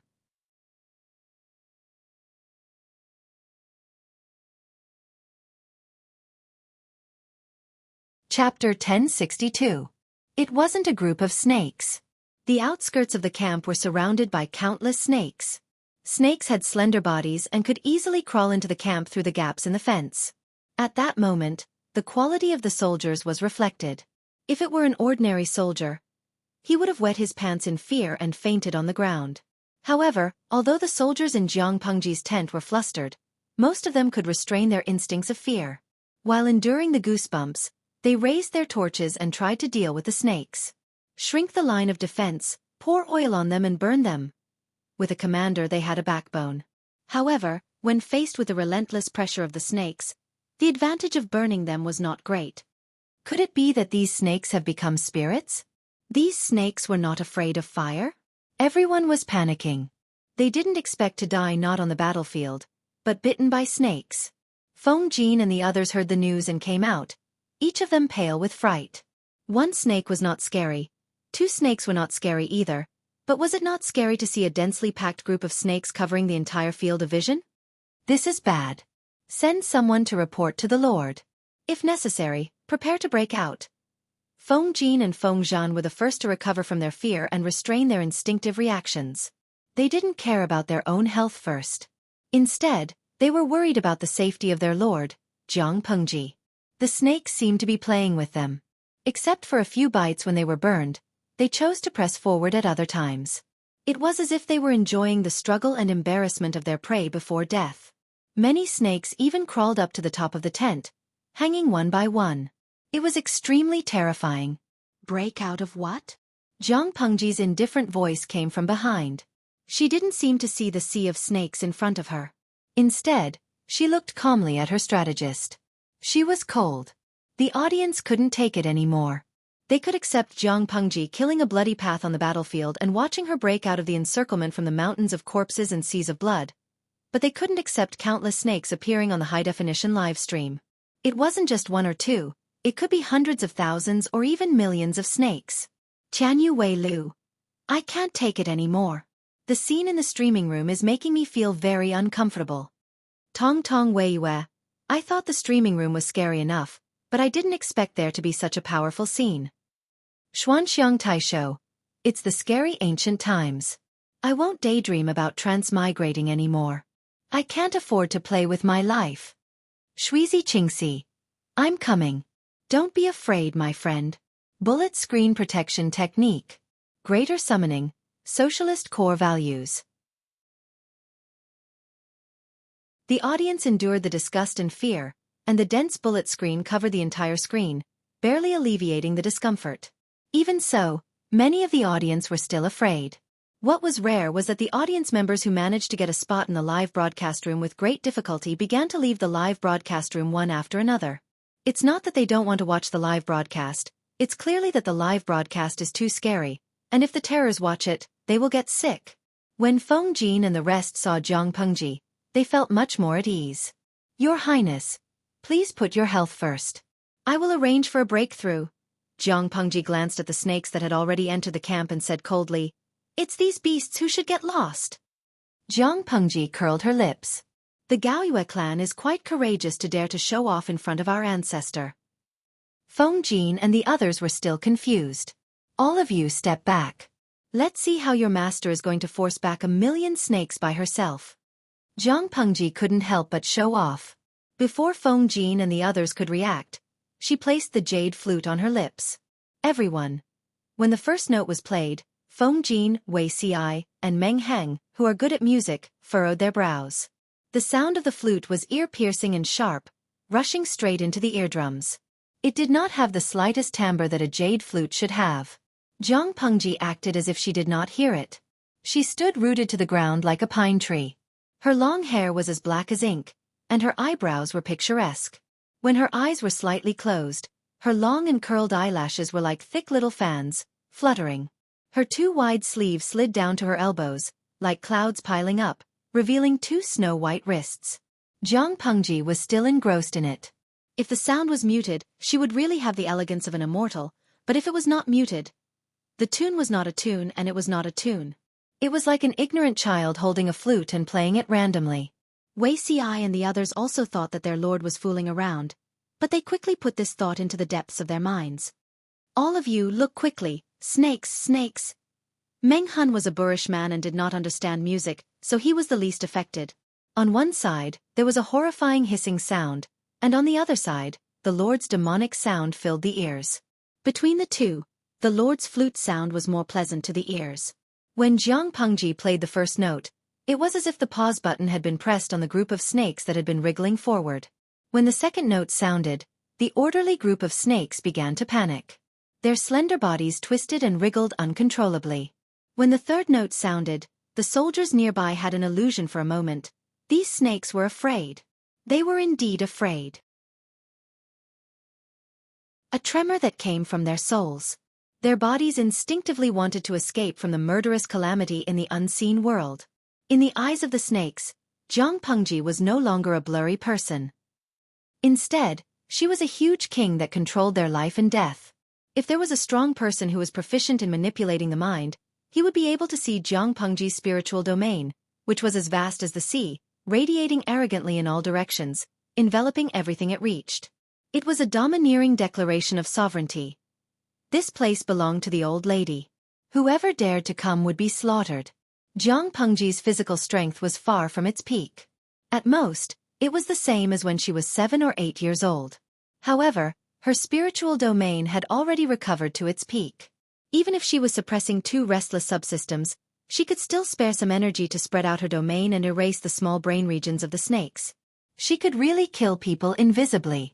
The so-called sound of the flute repelling the group of snakes was just a small trick of Jiang Pengji's to conceal her spiritual domain. After playing for a while, Jiang Pengji opened her eyes slightly. Wei Ci, who had been watching her, saw her dark eyes suddenly turn silvery white. However, the silver light only appeared for a moment before it disappeared. If he had not concentrated, he might have thought that his eyes were playing tricks on him. Jiang Pengji did not stop. Everyone in the military camp saw that the twisting and struggling snakes gradually stopped. They became loose and soft, motionless. Wei Si did not know if it was an illusion. As the group of snakes twisted and turned, he seemed to hear a slight pop sound, which was very much like the sound of bones breaking. After the time it took to burn a stick of incense, as far as the eye could see, the group of snakes did not move. After a long time, Jiang Pengji played the last sharp and ear-piercing sound of the flute. Finally, she was willing to put down the jade flute that had been wronged. The military camp was silent. Meng Hun used his weapon to poke the nearest snake. He found that the snakes were actually dead. Clean them up. It's disgusting to look at them. Jiang Pengji hung the flute on her waist coldly. She waved her wide sleeves and gracefully returned to the tent.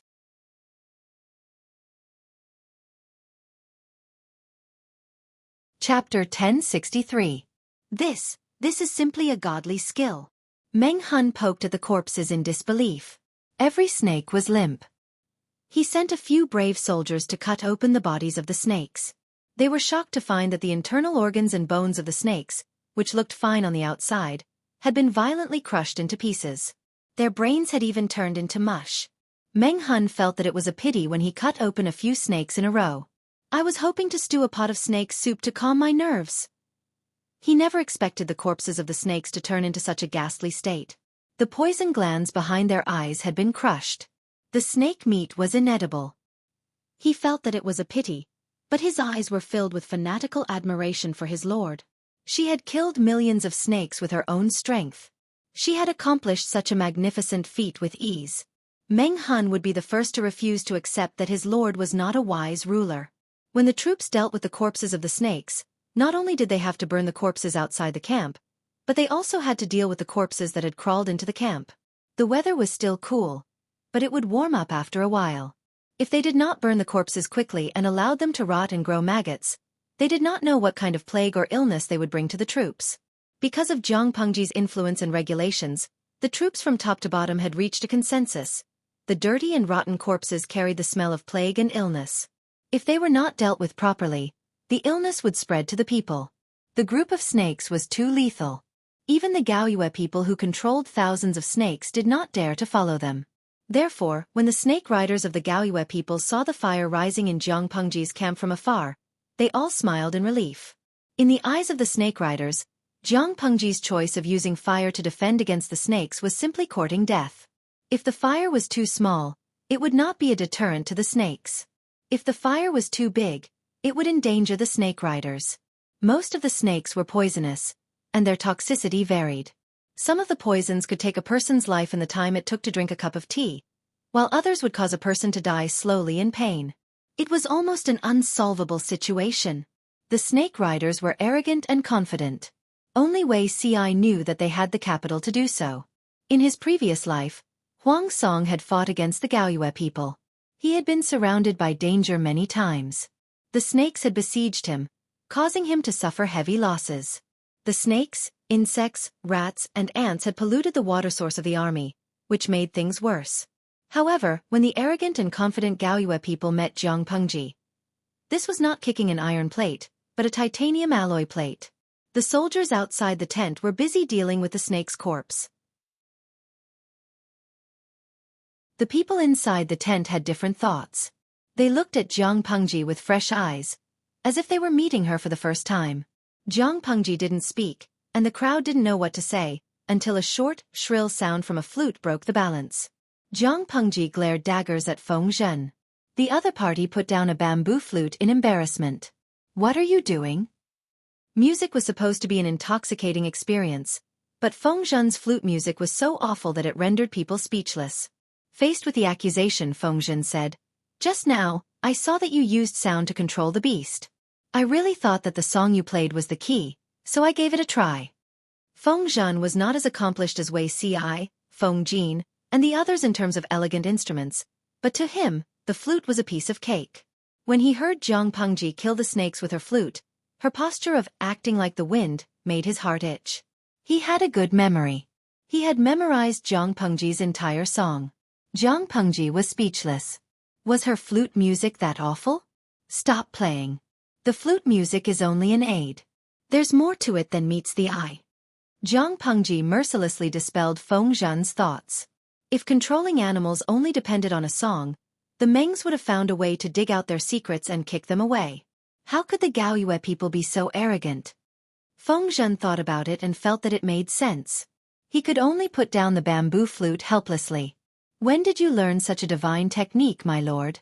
If I had leaked the news earlier, I wouldn't have been so scared that I broke out in a sweat and almost lost my composure.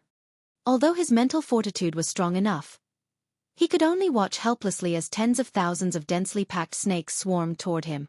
Feng Zhen's legs almost gave way. If he had known that his lord had the ability to control beasts, Feng Zhen wouldn't have had to endure such psychological torture.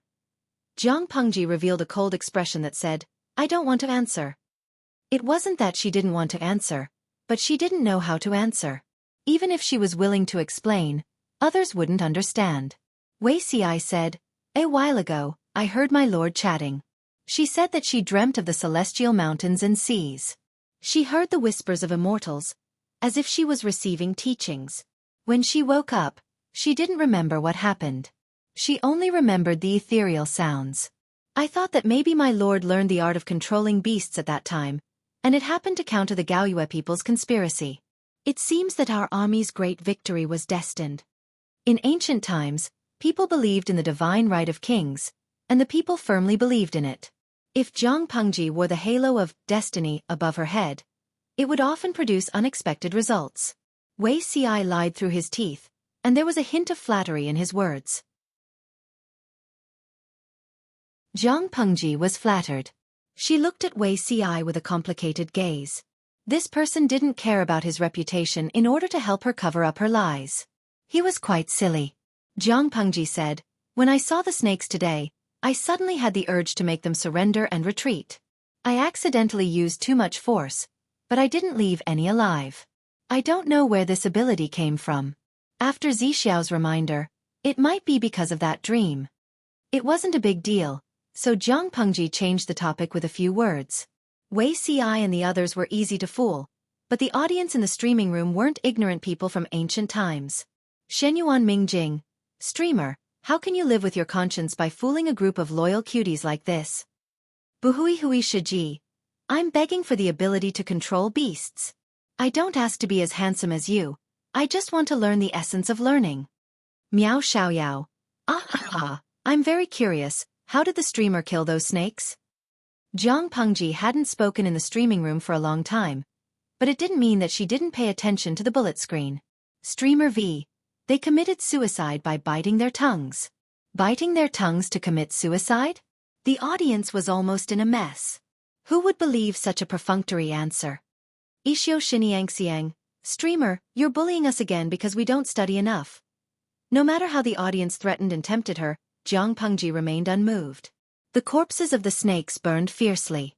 The Gaoyue people were worried and sent out scouts to investigate. The news they received made them tremble with fear. The enemy, who they thought had been swallowed alive by the snakes, was actually unharmed. How is this possible? The Gaoyue people were in a panic. The snake formation that had always been successful was no longer working. "Don't be afraid. If Lu Shi dares to challenge us tomorrow, we'll send out our army of beasts. Let's see if he can hide from us." The Gaoyue people could control hundreds of beasts. Their army of beasts had extraordinary combat power. If not, Meng Zhan wouldn't have tolerated them for so many years. It wasn't advisable to fight behind enemy lines for too long. There was still a way to deal with them by sending out the snakes. If they polluted the drinking water for the army camp, there would be no solution. The next day, Jiang Pengji sent someone to challenge them.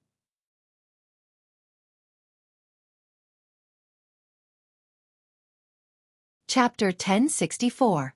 Flags fluttered in the wind, bugles sounded, and the air was filled with the smell of burning. The audience held their breaths, anticipating the appearance of the Gaoyue tribe's army of beasts. After a while, dust rose from the horizon in the distance. The sound of running and the roars of beasts traveled into the audience's ears. "Mo Lingyin, South China tiger, that's the South China tiger, right? Am I blind?" Jiji Ruo Mo, "Damn, are we in an animal live stream room?" The live stream room's camera faithfully recorded everything. Countless large beasts appeared, and the audience also saw a few large creatures following behind them. When they looked closely, they realized that they were elephants with long tusks. The elephants had canopies on their backs, and there were people sitting inside. The Gaoyue tribe didn't ride horses. They rode on the beasts they tamed, and they looked majestic. The beasts were arrogant. Even though they were far away, Jiang Pengji's warhorses felt threatened. White was restless under her, and its hooves kept scraping the ground. After a while, it dug a small hole and snorted. It kept snorting, its black eyes flashing with fighting spirit. Meng Hun and the others were shocked when their warhorses were startled. They hurriedly pulled on the reins to calm them down. Warhorses with good bloodlines had bad tempers, but those with poor qualities were more embarrassing. Faced with the beast army's imposing manner, many warhorses showed signs of restlessness, weakness in their legs, fear, and incontinence. Fortunately, the soldiers reacted quickly, and the army's formation didn't become a mess. As the two sides got closer, the audience could clearly see the Gaoyue tribe and their beast army. Almost all of them were large carnivorous beasts. Many of them were rare animals that had long gone extinct. Yenran, brothers, the Gaomeng in front of us, Xueqi and Liangboan. Damn, I was scared to death. Look at what's that? Cat Demon June. Damn! The battlefield was filled with dust. The true faces of the beasts were revealed one by one. The bullet screen in the live stream room was filled with exclamation marks. They were tired of seeing wolves, tigers, and leopards. A few elephants couldn't pique their interest. However, when thousands of black and white warriors came out from behind, their adrenaline shot up. Their beating hearts almost couldn't take the enthusiasm. Fatty! Although it was wearing a simple rattan armor to protect its vital parts, most of its fur was still exposed. How could the audience not recognize their national treasure? A small portion of the fatties carried Gaoyu clansmen clad in rattan armor on their backs, while the others obeyed their orders and formed a formation with the beast tamers. Black and white body color, round cheeks, big dark circles, a chubby body, and the iconic inwardly figure-8 catwalk. Who else could it be if it wasn't Fatida, who they had been thinking about day and night? The atmosphere on the battlefield was stagnant, and the live stream room was on fire. Dust like smoke. Come pinch me. I'm not dreaming, right? Xueqi. They're all pandas, live pandas. There are at least 1,000 of them. The black and white panda looked charmingly naive, and the image of a panda hugging a bamboo and chewing on it immediately appeared in their minds. Mingyue Ruyuan. I'm so jealous of the streamer. I can't even afford the ticket to the panda zoo. When the panda core appeared, the passion of the audience was ignited instantly. The atmosphere in the live broadcast room was at its peak. Jiang Pengji did not understand. She frowned and looked at the black and white bear. Is that an iron eater? Jiang Pengji identified it for a while. The creatures whose eyes had been punched looked a little cute, but it shouldn't be enough to cause an uproar in the live stream room, right? Meng Hing said. Exactly.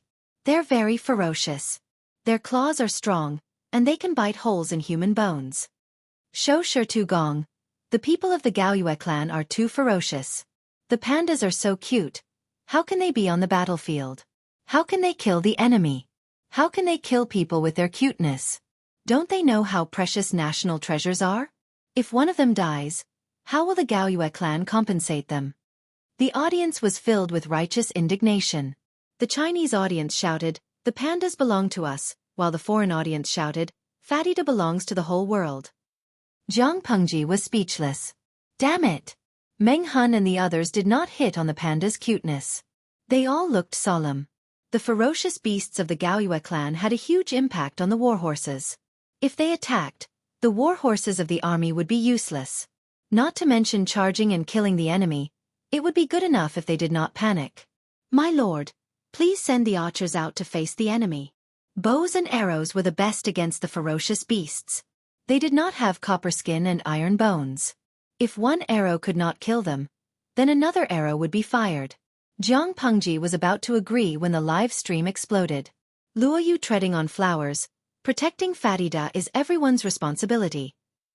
Huia Hui. Streamer, leave Fatida under the knife. To me, streamer, Fatida is so cute. Can you really bear to kill it? Fatida's fan club. Streamer, you have to know that Fatida is a living fossil that has been around for 8 million years. Killing one will put you in jail. Can you really bear to hurt such a cute creature? Look at their enchanting eyes. Can you really bear to touch your body? Beitang Xian Chao. Streamer, if you hurt Fatida, I will hang myself on your bed with a noodle. The viewers on the red and blue bullet screen often criticized each other, but in order to protect the pandas, they were united against outsiders.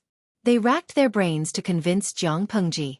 As an all-star animal, Fatty Da's popularity was unimaginable. Jiang Pengji was expressionless.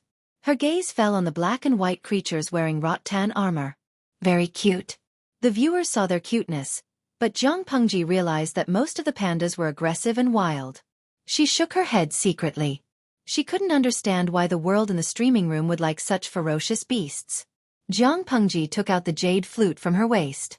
Wei Ci, who had been paying attention to her, subconsciously urged his horse to go around her. Feng Jin also noticed her actions. My lord, what are you doing? Every man and horse under my command is a treasure. It would be a pity to lose them. Jiang Pengji pretended to place the jade flute by her mouth. The Gaoyue clan has trained countless ferocious beasts. If they charge into our army, there will definitely be a lot of casualties. I can't bear to see that. Yesterday she fought against a group of snakes alone. Today, she fought against the entire enemy army alone. She was so powerful. The Gaoyue clan didn't see Jiang Pengji's actions. Even if they did, they wouldn't care. The two armies faced each other without any unnecessary words. After setting up their battle formation, the Gaoyue clan asked the snake riders to use the snake formation as the vanguard to disrupt the formation of Jiang Pengji's main force. Once the formation was disrupted, the Gaoyue clan could command the ferocious beasts to attack. If she didn't do this, Jiang Pengji's archers wouldn't be just for show. Humph! Without torches, they wanted to see how the enemy would die. Most of the snakes that the Gaoyue clan had reared had been killed. The snakes that were sent out today were their last stock. Looking at the countless venomous snakes slithering over, Jiang Pengji played the jade flute without hesitation. The sound of the flute was sharp, ear-piercing, and demonic. Wei Ci and the others found it unpleasant, but the beasts on the Gaoyue clan's side didn't feel the same way. To deal with the group of snakes yesterday, Jiang Pengji used violent means to erase their brains. Facing the group of beasts today, her means were much gentler. What's wrong? The originally obedient group of beasts became restless. They moved restlessly and jumped, as if they wanted to overturn their masters on their backs. The Gaoyue clan members riding on the backs of the ferocious beasts were dumbfounded.